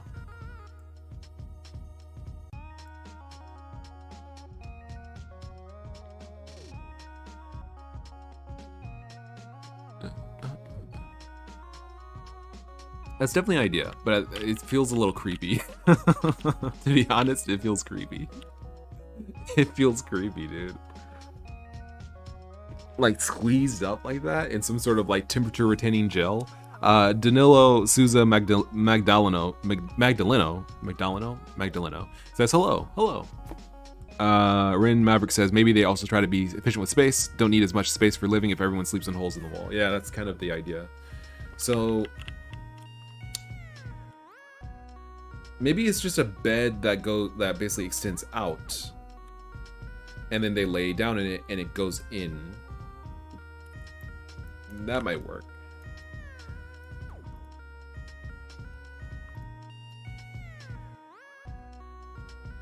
That might work.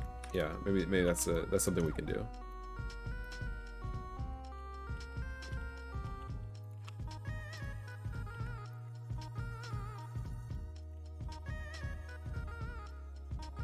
So yeah, I'm thinking something like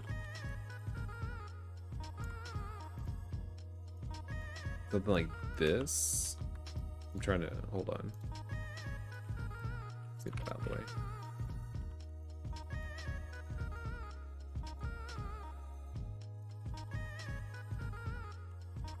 Yeah, something like this basically. And this one at the end, let's say the others are occupied. This one at the end has its own it would open up for you.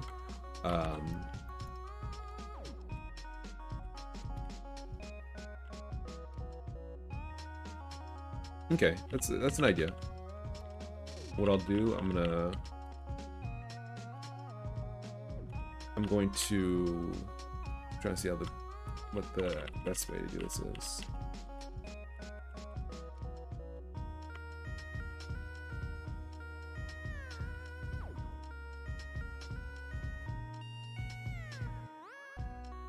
So I'm thinking something like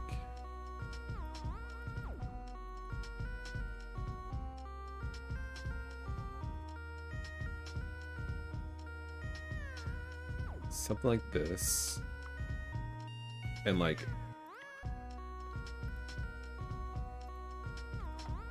this kind of thing extends out.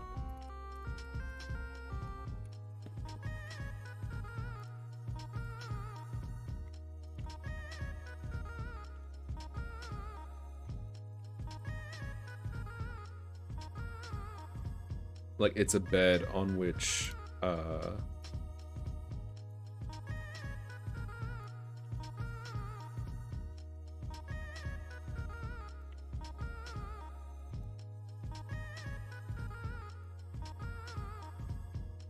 yeah, like it's a bed on which there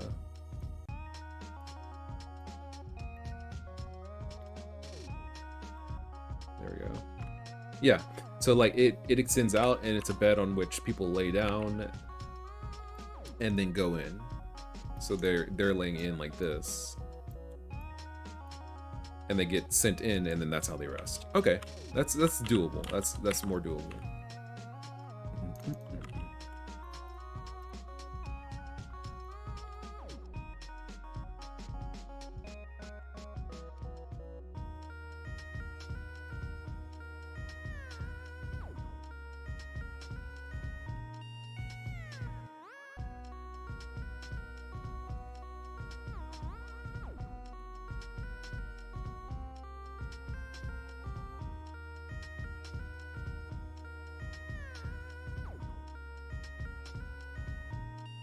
Okay, I am finding this less hard to believe now.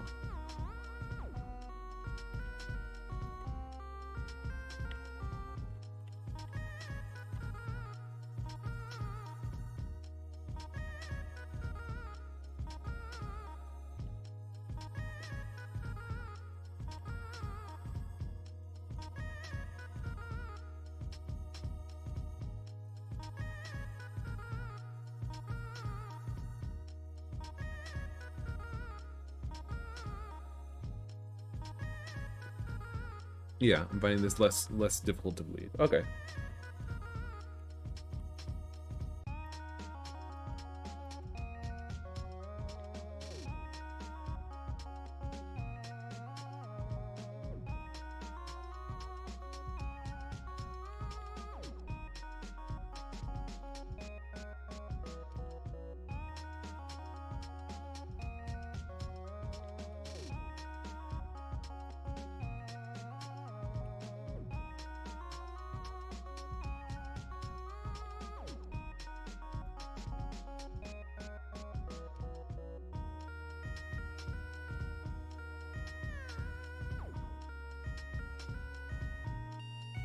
Okay.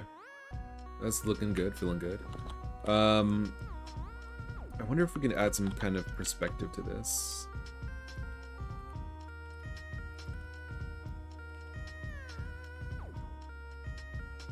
That's weird. Okay.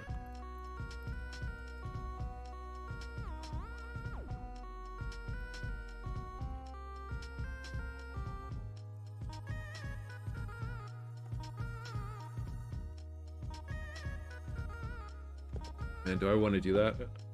That's such a commitment, but I think it adds a lot. Just adding, like, having a wall. Just being able to, like, actually have a wall.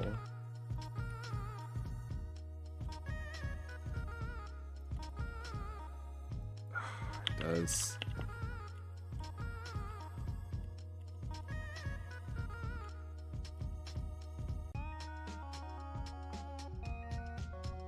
Yeah, I have to have it. Okay.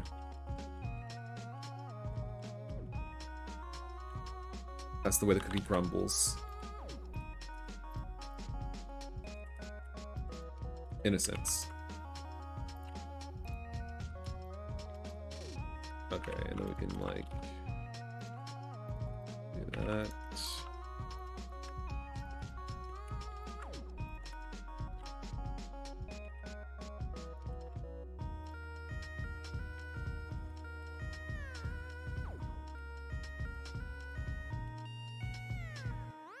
Oh, I did that. I did that entire thing and then completely forgot to actually draw it. Okay. There we go. And then this should be like...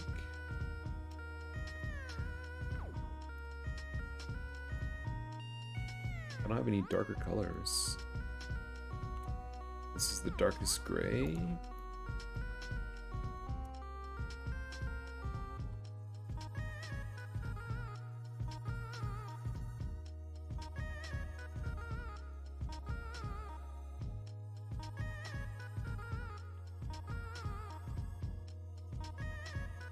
Yeah, it is.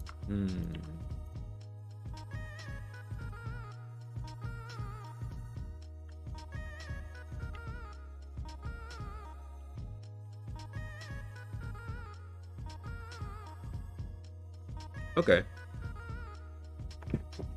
All right. I definitely want shapes.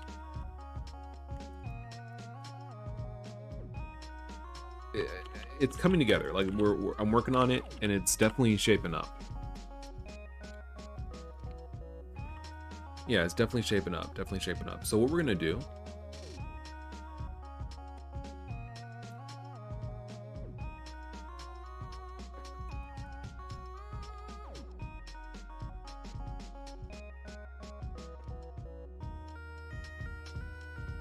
We're gonna start kind of realizing this, I think.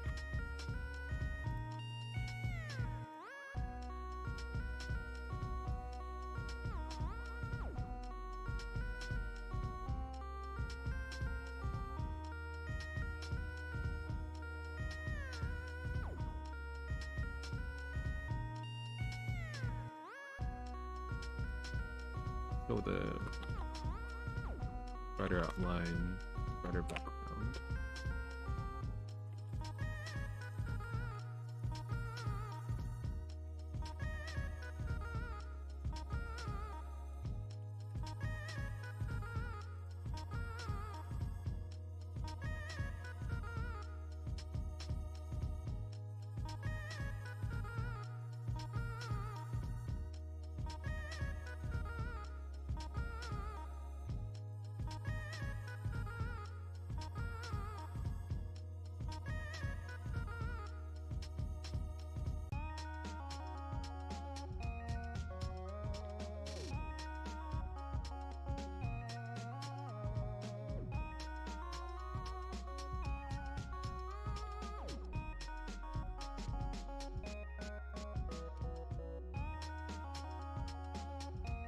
Okay.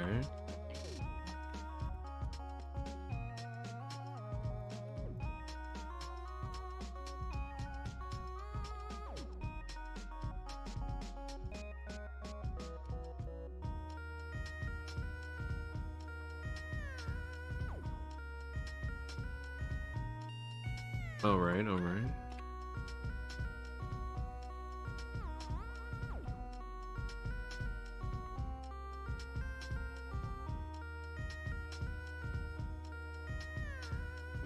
It's kind of hard to believe that it's already been, yeah, it's already been 2 hours. This is crazy, dude. It's all, well, since I started the stream, not since I like started pixeling, but it's been a couple hours. It's great. All right, so what we're gonna do, we're gonna have to basically think about how. Let me move this over here. Think about how. Actually, this. I gotta think about basically the materials involved, right?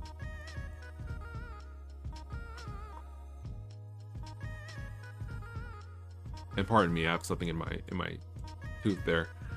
I think what we're gonna do, we're gonna push this over a little bit. Just a smidge. Push this down. Push this over. Push this up. Yeah, we just have to kind of adjust these tiles a little bit.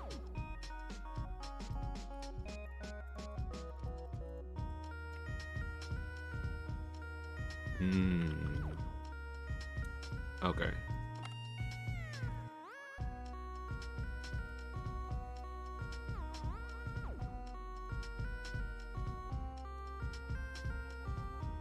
All right.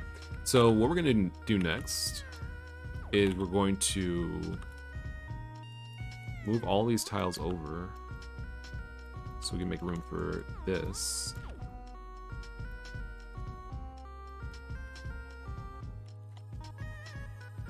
Oh, this is, yeah, this is off.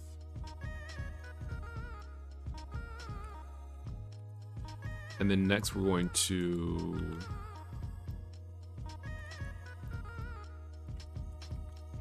start, I think, changing the materials and the textures here.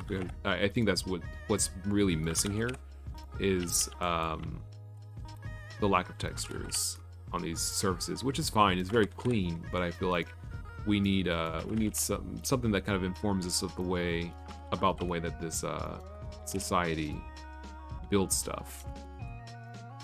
So wood would be basically at a premium, right? No one would want to use wood. Or wait, it's super cold. So you wouldn't want like metal, right? Because metal doesn't hold heat very well.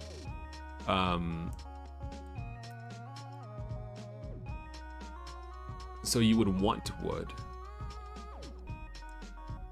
So the inside would be kind of homey then, right? Like wooden and like carpeted and that kind of stuff.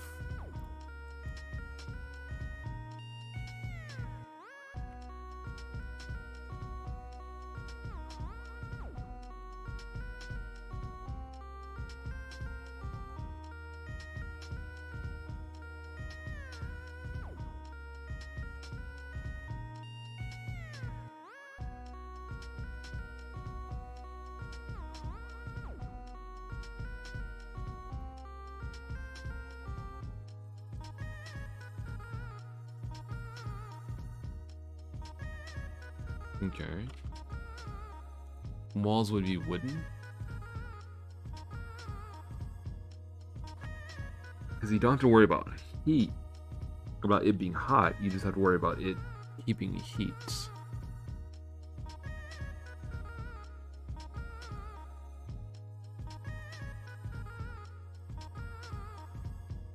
I think, man, it's tough, dude, because like you have to come up with so much. You have to like conceptualize so much. Maybe that's why people don't usually go with alien worlds, because it takes so much like conceptualization to make it work.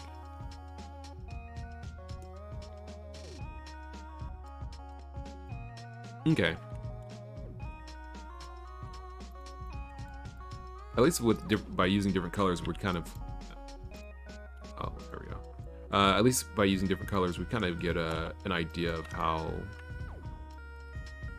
things are supposed to go.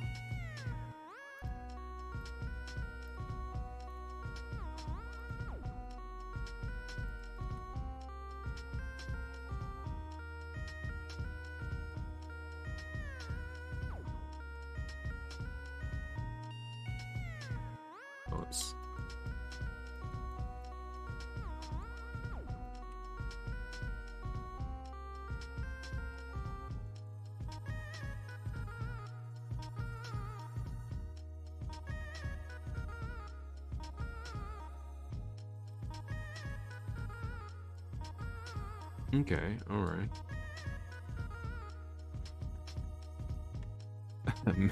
Mabel says, draw a shape. Ah, yes, it is shaping up. Yeah, that's exactly correct. Hello. Rin Maverick says, it has such a nice bit of depth to it. Oh yeah, the depth on the wall. Simple, harsh shading style is so satisfying. Yeah, it definitely is like, it definitely has a certain crunch to it. A certain crunch to it. That's not there with like more realistically or detailed shaded scenes.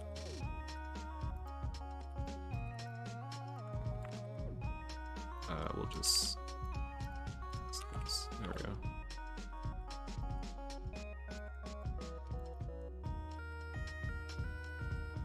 Alright. Maybe we should just keep it like this. This is fine, and just keep like working on like little bits and details and stuff. So let's add a little power socket. Let's say that they have power like we have power.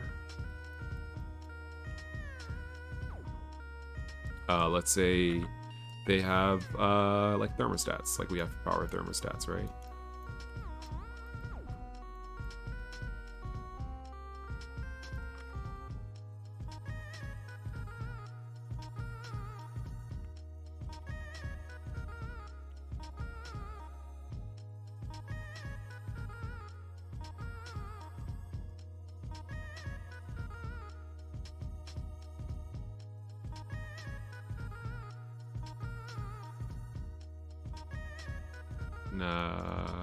Yeah, something like that.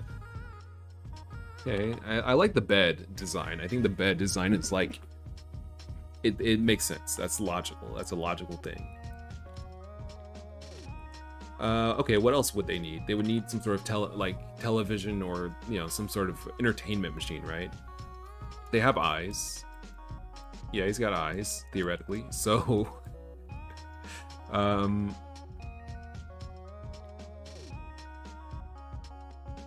oh, maybe it's like a hologram thing. Yeah, maybe it's like a hologram station built into the ground.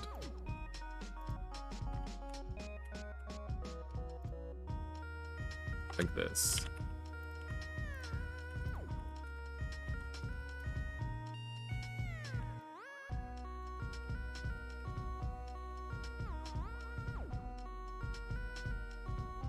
Can I get something like this?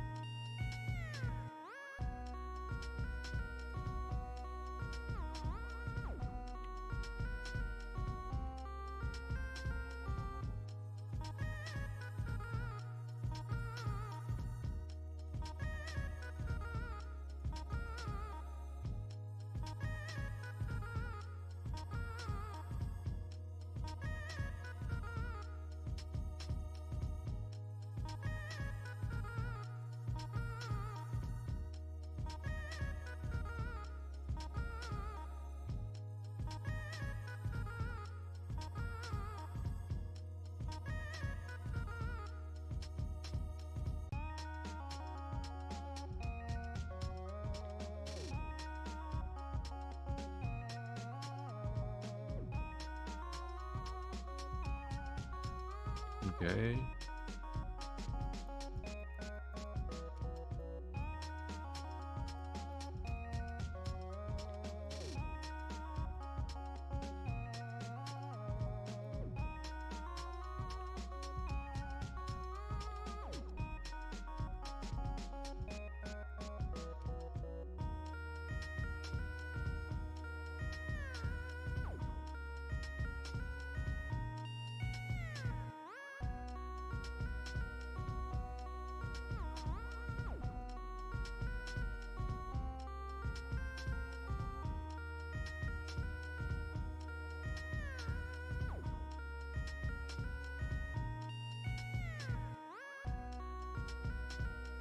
Extra thick. Alright, so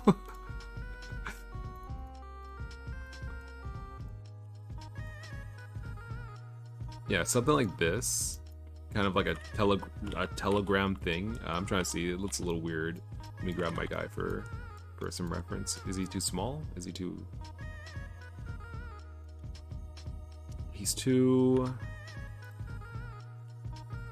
He's not correct in a couple of different areas.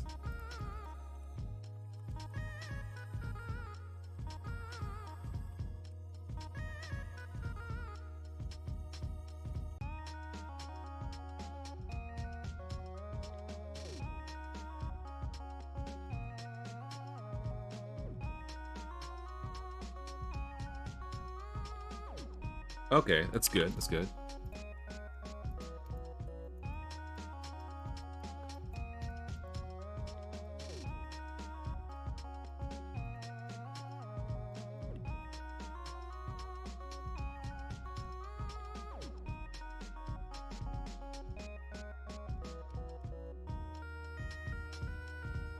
I feel like this will make sense once it's done, more so.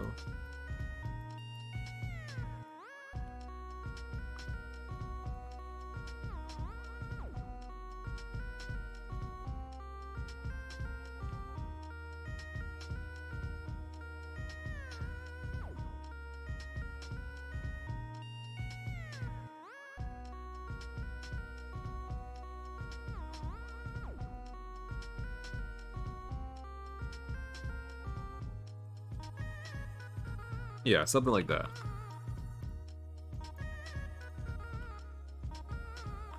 Something like this. I think this would probably be like that.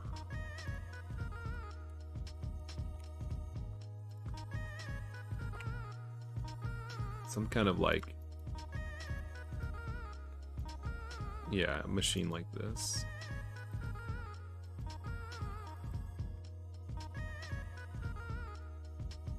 Yeah, some kind of like flickering machine.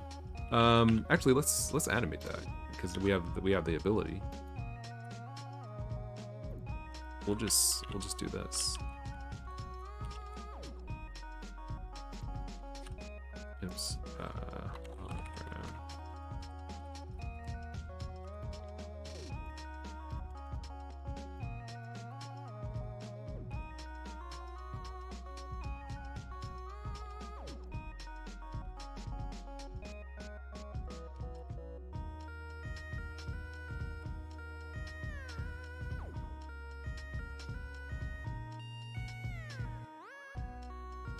Actually, I guess, yeah, no, because the light is coming up from the bottom of the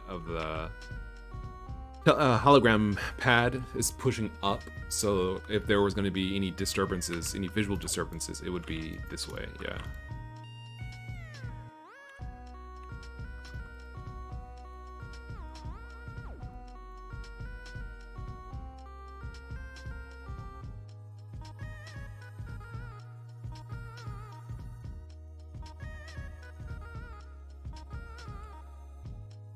Yeah, okay, and then this. There we go.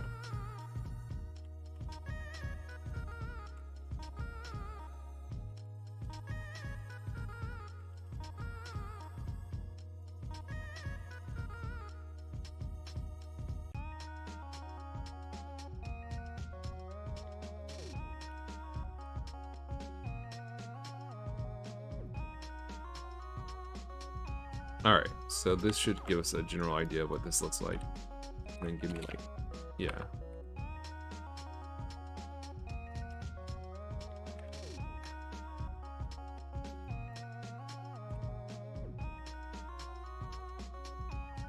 Yeah, okay.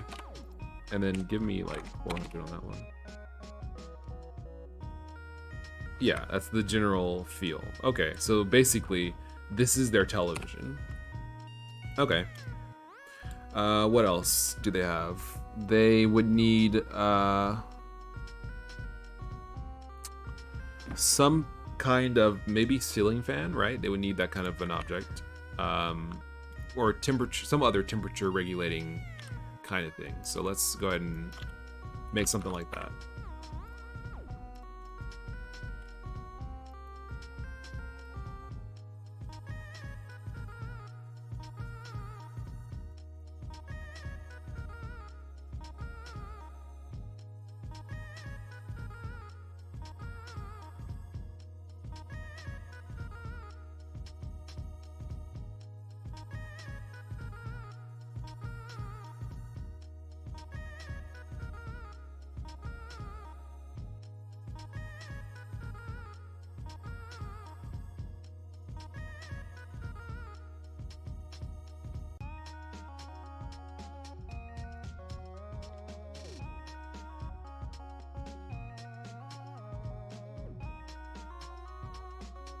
Okay.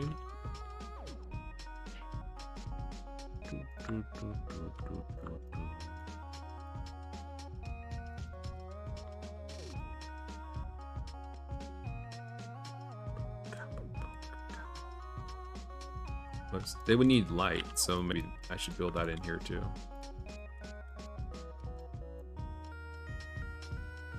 Actually, if they're so like scared of being like too cold, then they probably would have like a dual, like an extremely strong or an extremely large ceiling fan.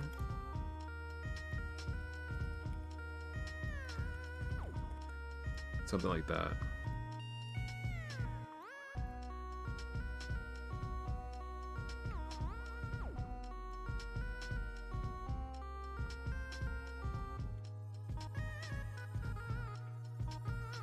Oh, that's primitive, but maybe that's okay for now.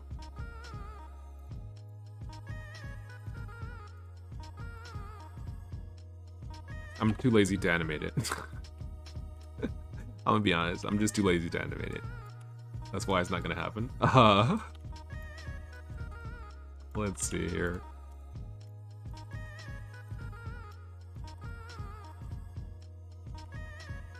Okay. I have to figure out how to animate or how to draw things from this angle. Bundi says, and all the trees would have to be able to survive in really cold temperatures. Yeah, that's true. The trees would have to survive in really cold temperatures if it was made out of wood, which most trees can't, I suppose.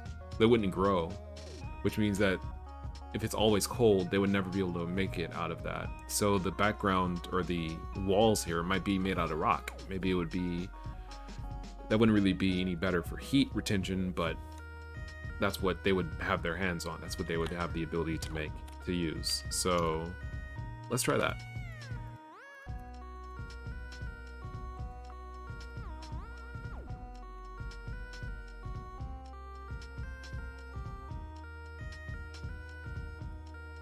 So it probably wouldn't be rough stone, right? Because this is a facility, this is a building. So it would be brick.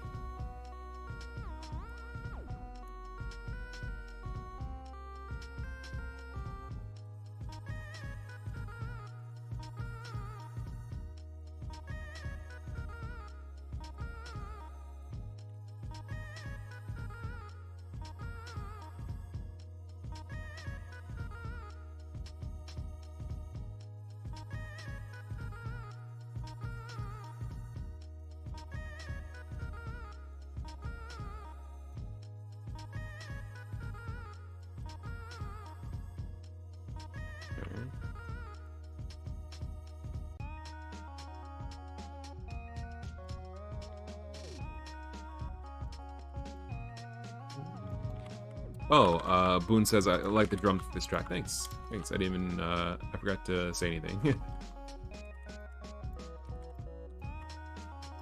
Okay.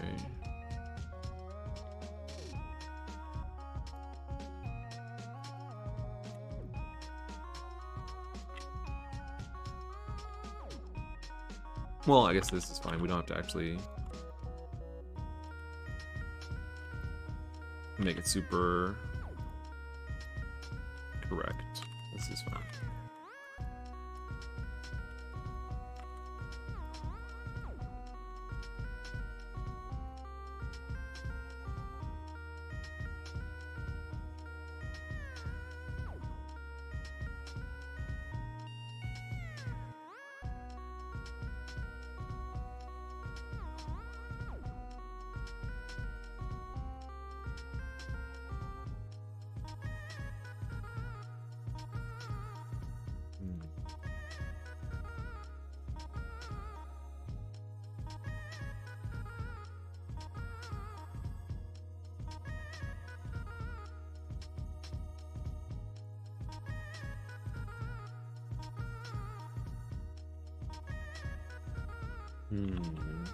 Gotta see how this would even work.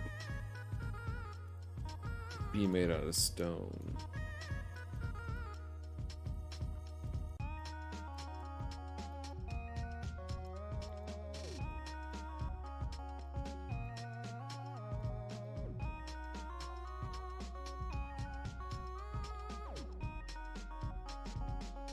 Definitely on its way.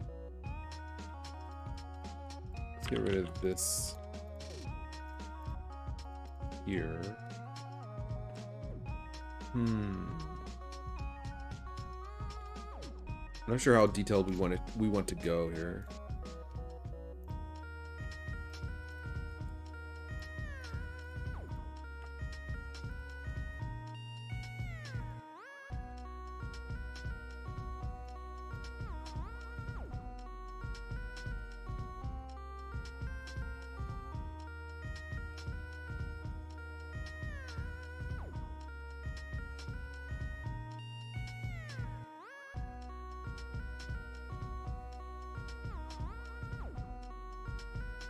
Bundy says it would be cool if you had to go to the ocean at some point. It was all ice. Yeah, that would be a cool scene.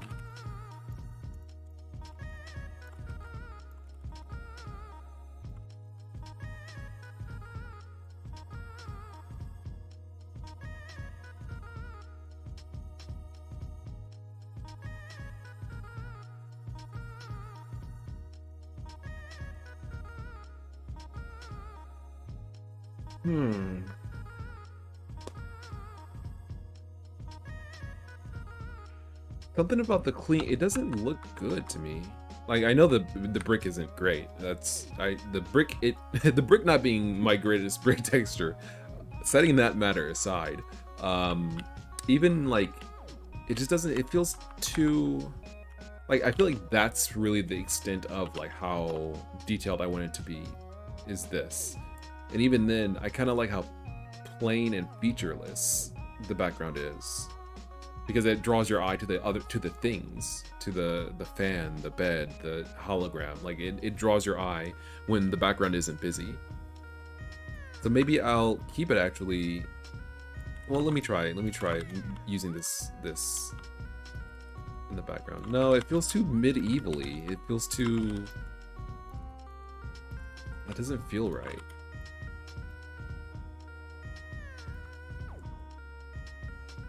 That doesn't feel right. I feel like I feel like this is kind of it. Like I feel like it should be, because this feels futuristic, but the gray kind of lets you know like it's kind of. Bundy says add a little noise to the wall. I don't think noise is really gonna work. Maybe 2 other colors sprinkled around. I don't know about that, but I think I could make like do something with noise to give an idea of texture or just like general wear and tear. So I could do something like, oops.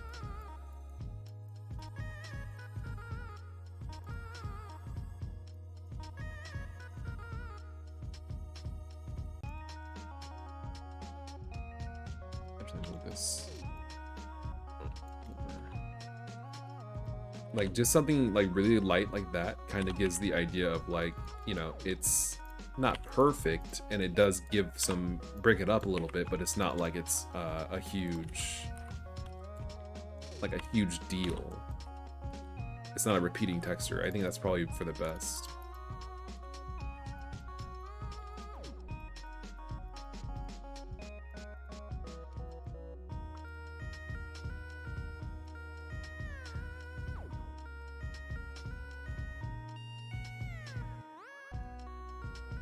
This could probably be a little bit duller if we have a color like that. Do we have a color that's kind of like a dull blue? Yeah, we do.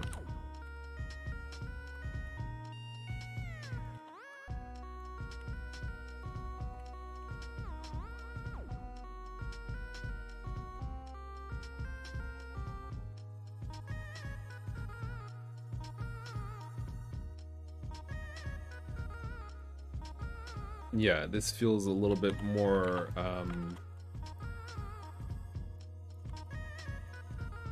1975 World's Fair. I guess that's the best way to describe it.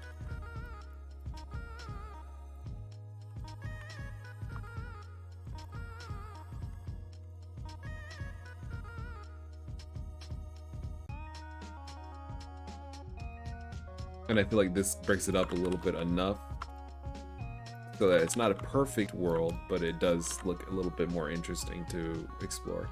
All right, this is kind of is guiding the style. I feel like the style is flat, and that's okay. It's okay for the style to be flat. It's okay for the background to be flat. It's okay for, you know, things to look very kind of symmetrical and clean. But like even the grime has to be kind of like that too. Okay, this is I think. No, I don't. No, I'm self-conscious about saying shaping up, but I think it's shaping up. I think I genuinely do think it's kind of working. We're just gonna do something like this. And this is definitely like a different problem and a different kind of feel compared to something like I Know Who I Am, in terms of like the challenges of drawing something. And I Don't Know Who I Am is like, it's so trivial to add stuff and make it feel well realized, but in this it's harder because you don't have as much visual space to work with because of the perspective. Like you can't draw this stuff on the ground because it's not there basically. So more of the focus is on the background, and so you have to kind of like push the things you normally draw in some areas, you have to now draw in a different area. It's kind of a different problem with a different solution.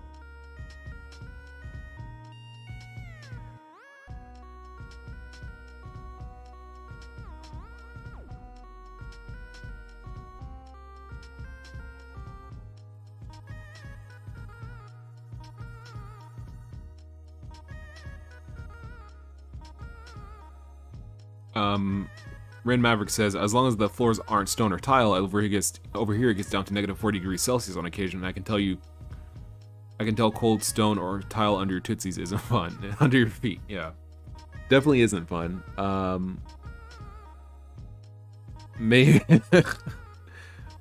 Mabel says, sorry, no more shape puns. I can't promise I won't circle back though. Darn it, Mabel. It's so stupid. Okay, let's see. I think just a little, yeah, oh my goodness, it's a huge improvement. Just to add that little bit is like, how about we actually try? We could add a little bit more, I think, and be safe.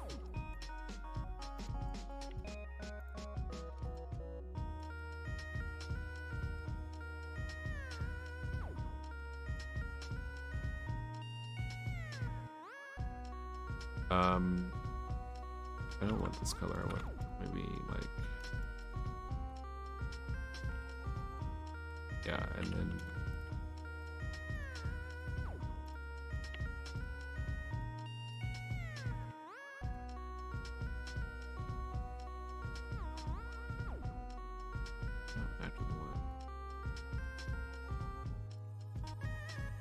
oh, that is clean. Oh baby. Ladies and gentlemen, we getting cleaner and cleaner.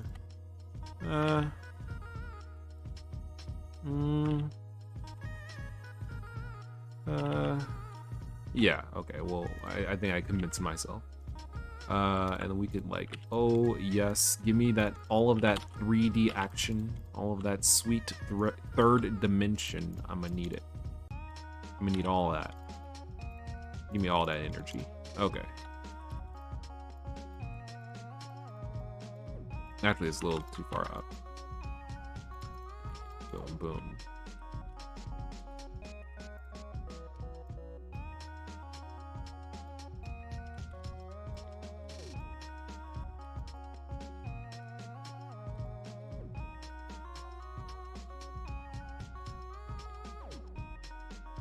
All right, we are out here. It's getting better and better. We are, ladies and gentlemen, we have officially gotten out here. We're out here.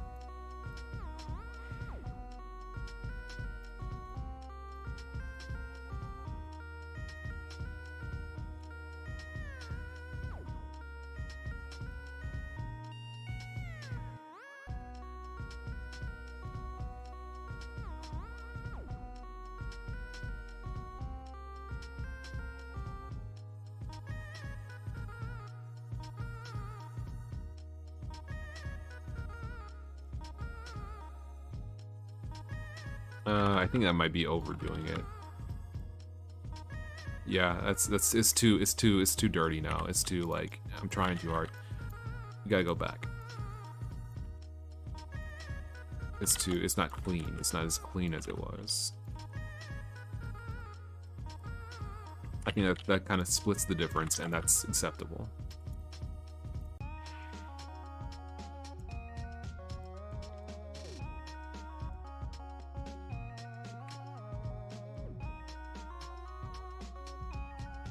It's definitely getting there. I was like, where are we at? 2.5 hours? I had like the hour and 50-minute mark where I said like we've been streaming for 2 hours. I was like, this isn't looking great, and I don't like it, and it's not going my way. Now I'm like, this could be doable. Like I feel like this could be an actual thing. It feels more plausible and possible. I wonder if I can just like,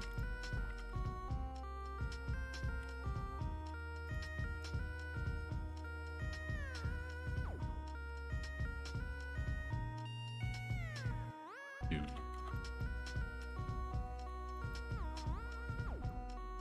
Oh, I guess I could just do this actually.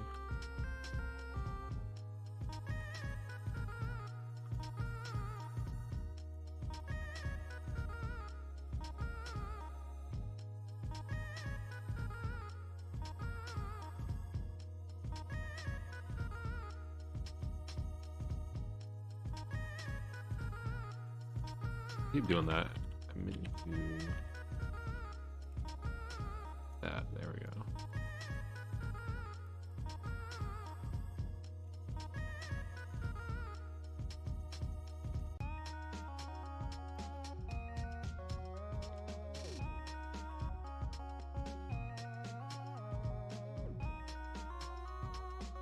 Okay, okay.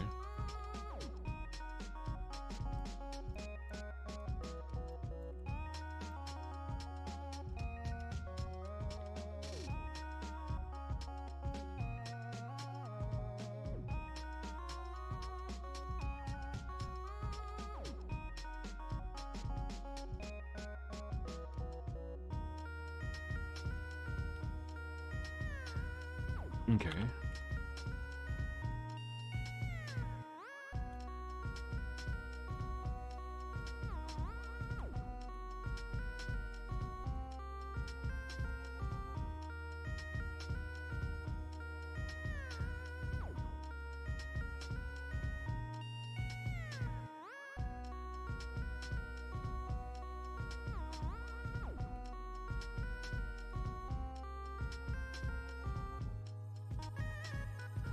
Hmm.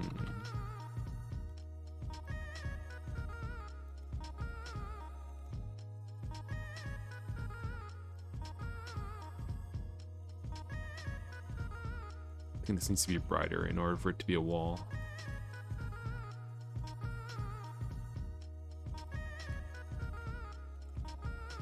Oh, whoops. There we go. Okay.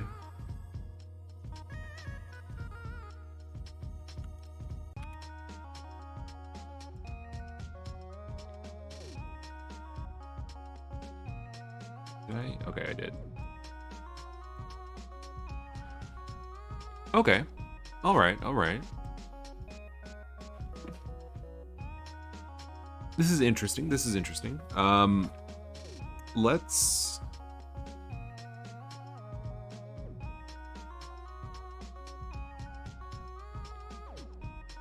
There we go. Sorry, I just have to clear some things out.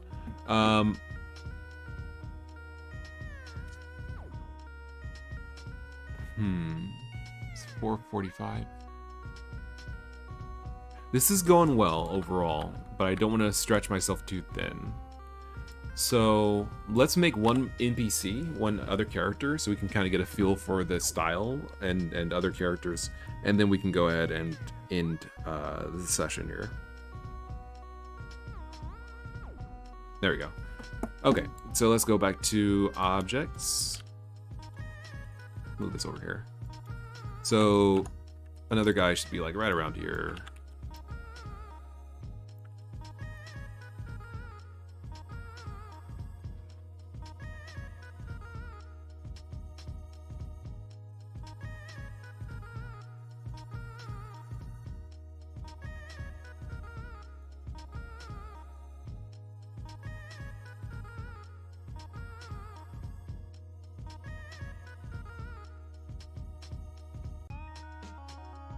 Or, wait, actually...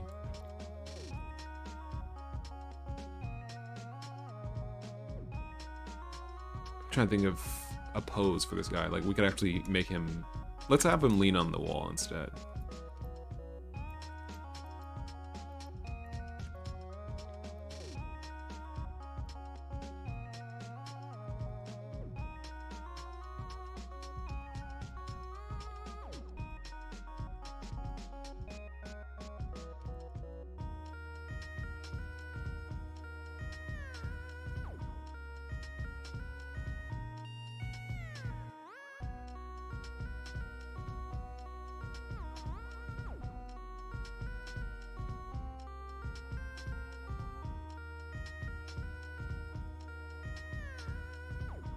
Liam says, I like where you've taken this. Thank you. I'm glad that it actually did work out in the end, because I was thinking that it was like just kind of a giant failure.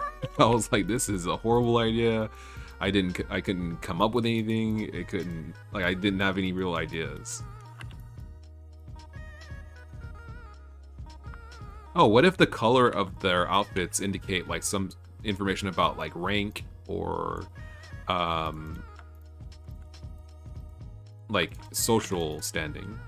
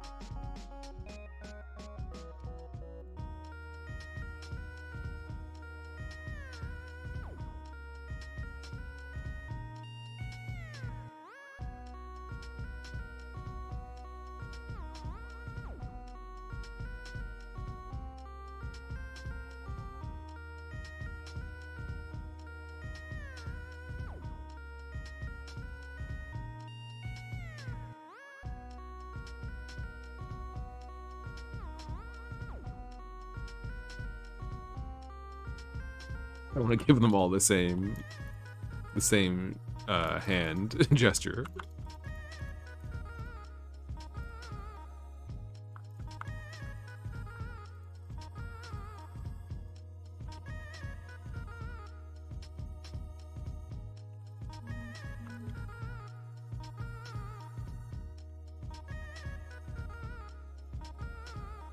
No, I kind of like him being like bundled up. I like that. I like that his hands are in his pockets.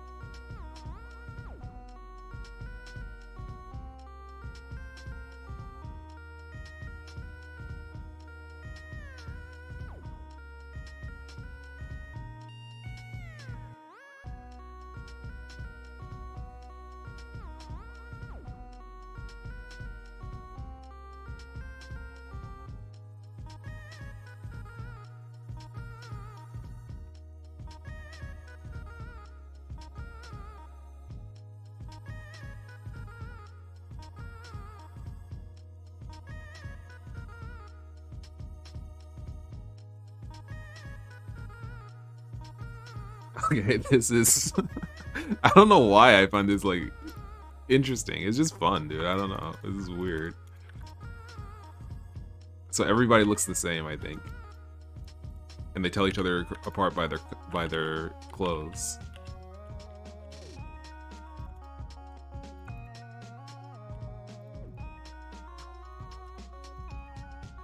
Or maybe they have different, like, minor attributes. Maybe they don't all look the exact same. Maybe there can be some elements that are different.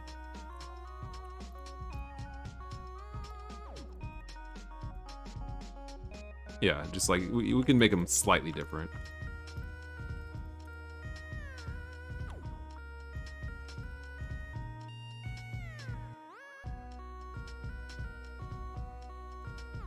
Okay, okay.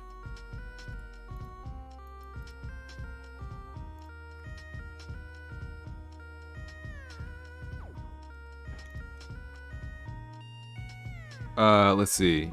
Liam says he can say floating without legs to assert his dominance. Bundi says everyone can just go around pointing at each other all the time. He's doing the yo, what's up finger guns. Yeah. Just this, but on the other guy. He's like, yo, what's that? Let's crack a lagging. Alright. I like that. I don't know. I like how silly that is.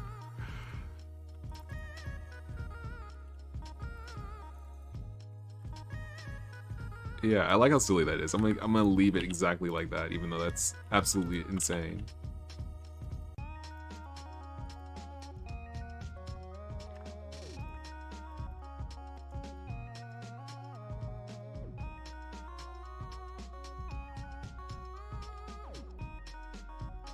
Oh, I should move this up here so we can kind of get a, yeah.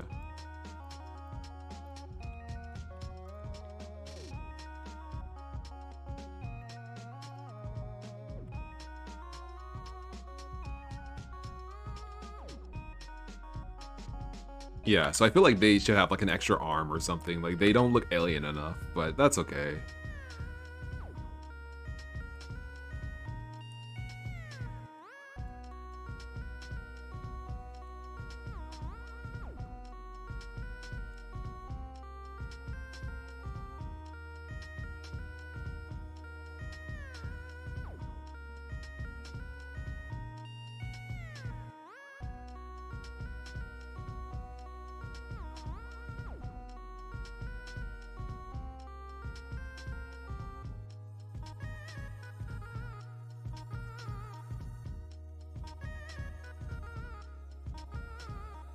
I know I said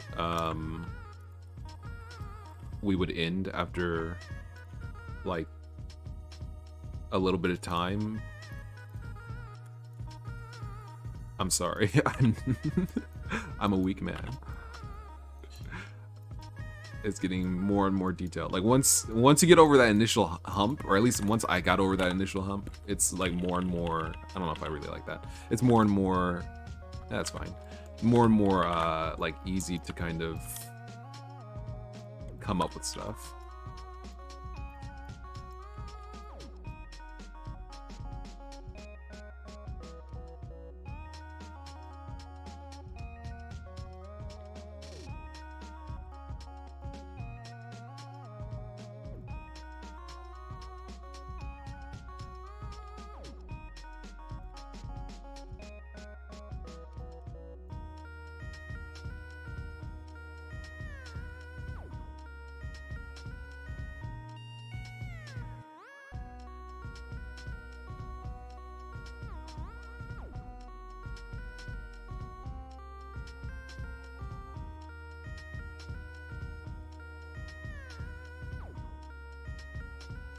This seems a little steep for a staircase.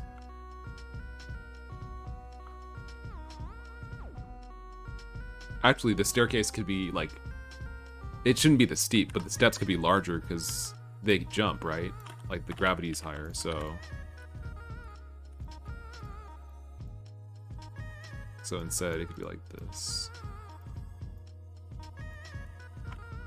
Like in game, in practice, this is like totally impractical, but well, I guess it's fine.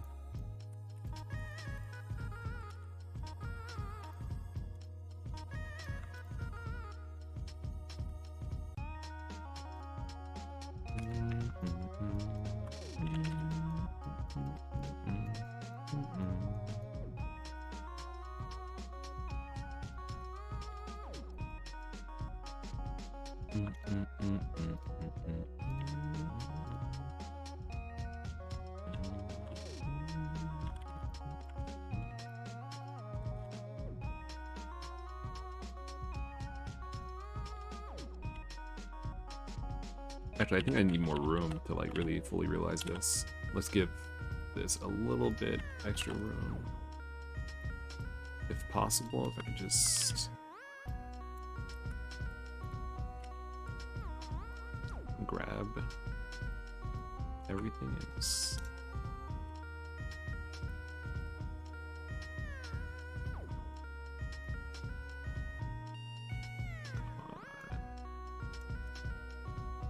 There we go, that'll help. I don't know why I'm trying to do this without seeing.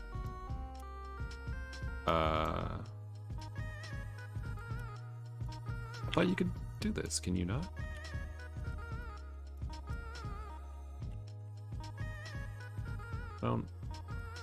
Maybe I need to select it, then select it, then move it. There we go.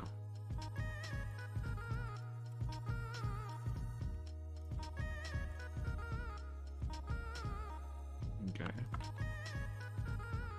Oh, I'm sorry, I completely forgot. They're doing the Spider-Man meme pose as Mabel, yeah. Wait, you. The Spider-Man meme.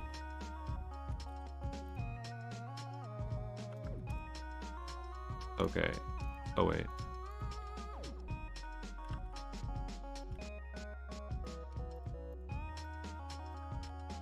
Alright. So...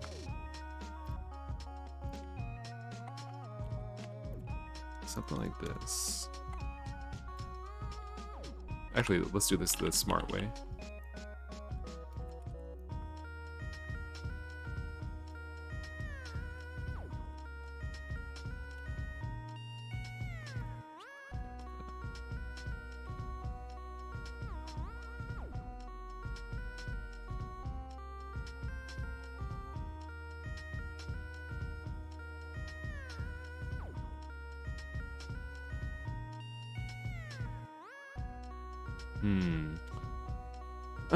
Maybe that works. I'm not sure if that really works. It feels kind of blocky, even though it's like correct by design, right?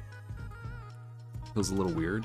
Maybe we can yeah, do something like that. Kind of help ourselves out.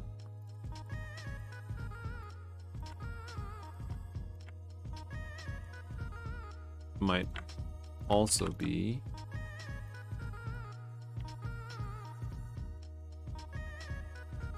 let's do that.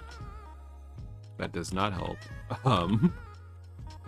Let's try this.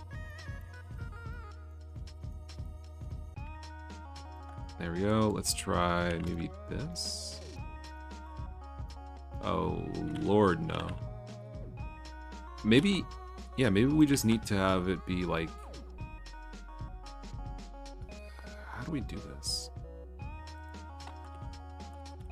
Is it, maybe yeah, we just need to, yeah, do something like this.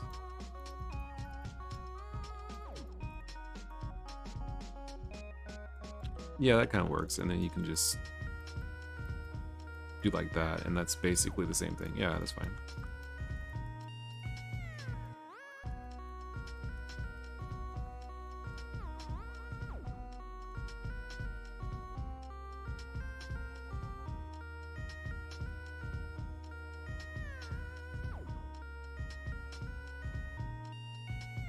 This has a definite, like, adventure game feel in terms of, to me, it feels like kind of like an adventure game. Just in terms of like how, I don't know, like just if the art has kind of like a clean feel that kind of evokes like an adventure game. I don't know if I like the gold on the edges, but it definitely has a carpet feel.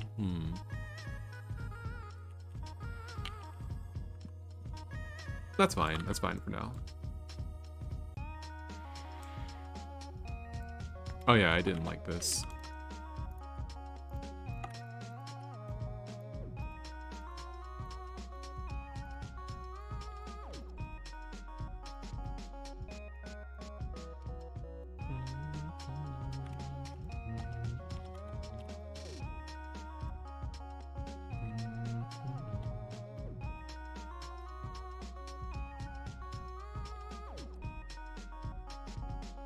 So this is kind of the idea, is just like you have blocks that can retract in that they can trigger as necessary, but basically the system is made so that you like that these are the stairs essentially.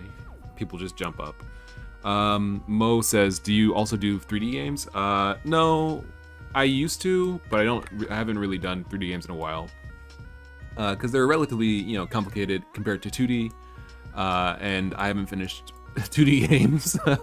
I don't finish my 2D games for the most part, so it just like it's just better to focus on 2D for now. But I have done 3D in the past. It's been a while.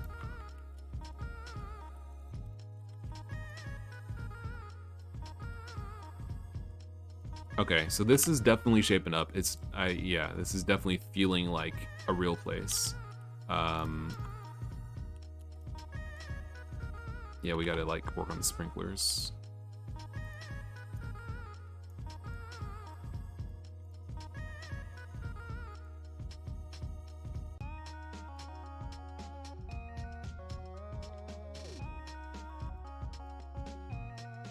Also, these are, yeah, I'm straight up. No, this is the tile? Did I ever have a object? I thought I'd move this to the object section. No? Okay, apparently not.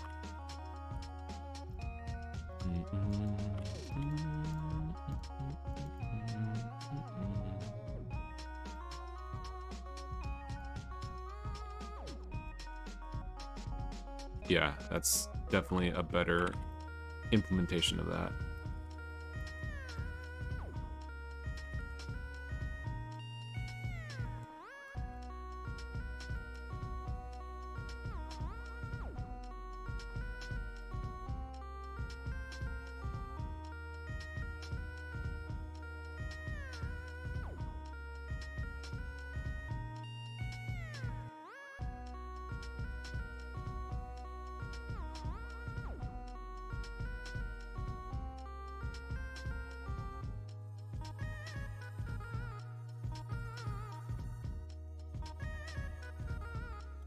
Alright, so I think...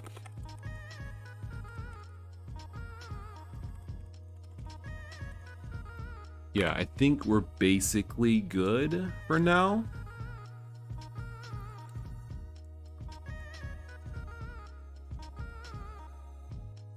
There's still a lot to do. Like, this is but a small portion of it. But, like, we came a pretty good way.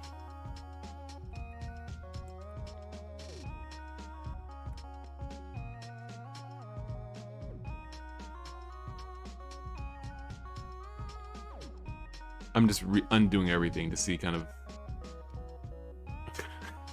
like, that guy was originally, like, he was in a sleeping bag, like, from this point. He was just kind of, like, bundled up in a sleeping bag and then slowly, like, given form. Yeah, so we came a pretty good way. There's still a lot to do. It's still not, like, perfect. But it's getting there.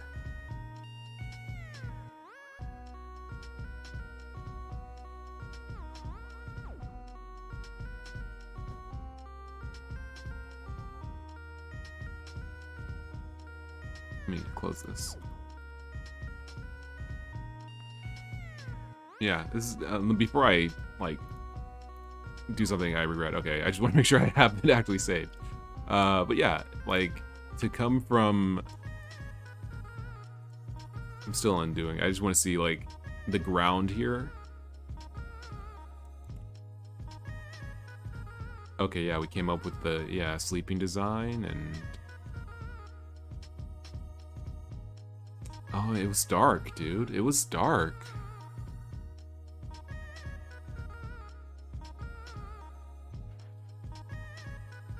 It was really dark. I didn't even notice.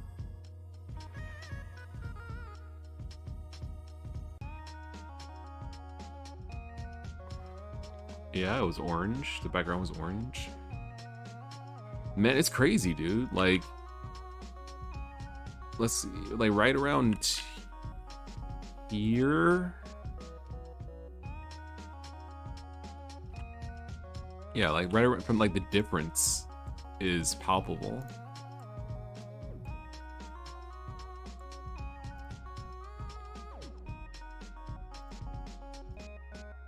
Yeah, it definitely looks, just the ground, the background looks pretty good.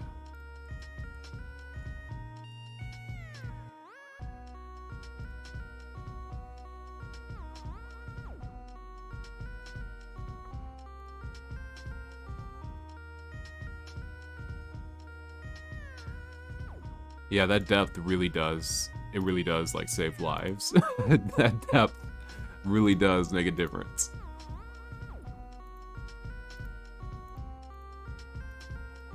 And the slight grime, the minor grime, way better.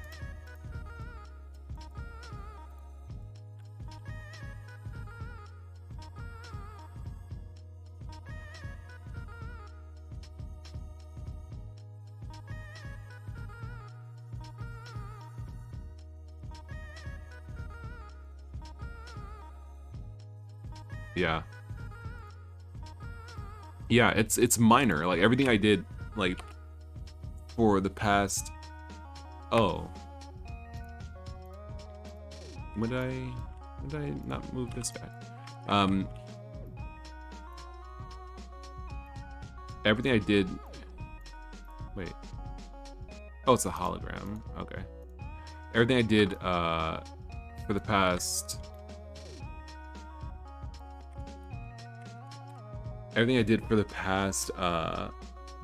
like hour is minor, but it adds up. Like it definitely adds up and makes the world feel a little bit better.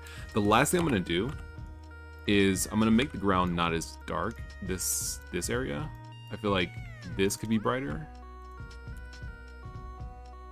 Yeah, and then this could probably also be brighter.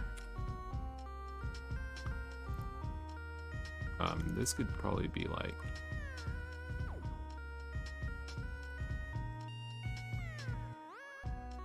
I could probably go for a more saturated brown.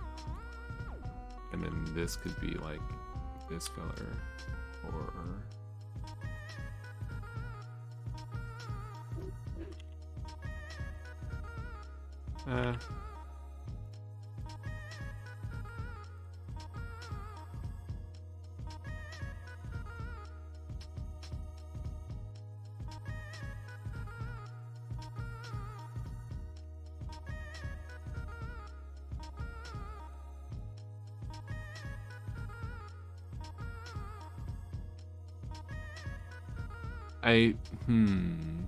I think that does make it better, because the ground was just too dark before.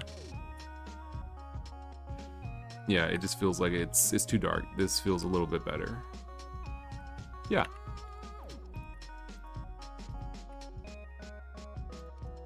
Yeah, okay.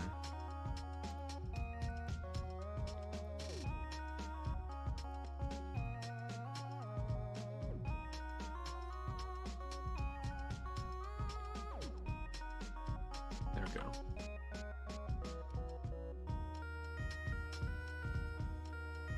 Yeah, okay, we're good. Yeah, so I think this is overall pretty good, and we'll see if this ends up being something. I would like to make this, you know, a game, but I feel like it's kind of big. But I mean, you know, it's interesting. I don't see why I couldn't at least give it a shot and see if I can make something out of it.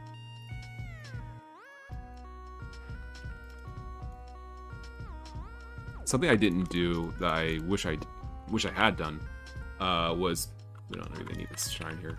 Something I didn't do that I wish I had done was add more items around. It feels too sterile, I think, but that's okay because we were trying to kind of figure out the design of the game world. Yeah, so this is good. This is good. I'm pretty happy with the overall look, and I think it lends itself well to a world. I think it would be fun to play a game where you're this guy and you're talking to people like this guy and you're adventuring through a world that looks kind of like this, because it's like, what is this? Like, where are we? What is this? Yeah, so anyway, it's been real. Doge for PRS says, looks good, man. By the way, it's Spencer from the Smash tournament we had a long time ago. Hello. Thanks for stopping by the stream. I appreciate it. I'm sorry I'm tired. I've been streaming for 3 hours almost. And I appreciate everybody who stopped by, anyone who subscribed, anyone who's, you know, who's come by to watch my streams. I really do appreciate it. And if you would like to support my channel, please feel free to check out the description.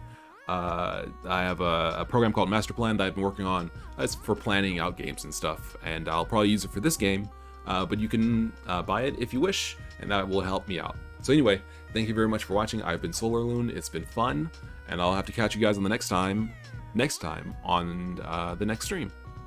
All right, yeah, catch you later. See ya.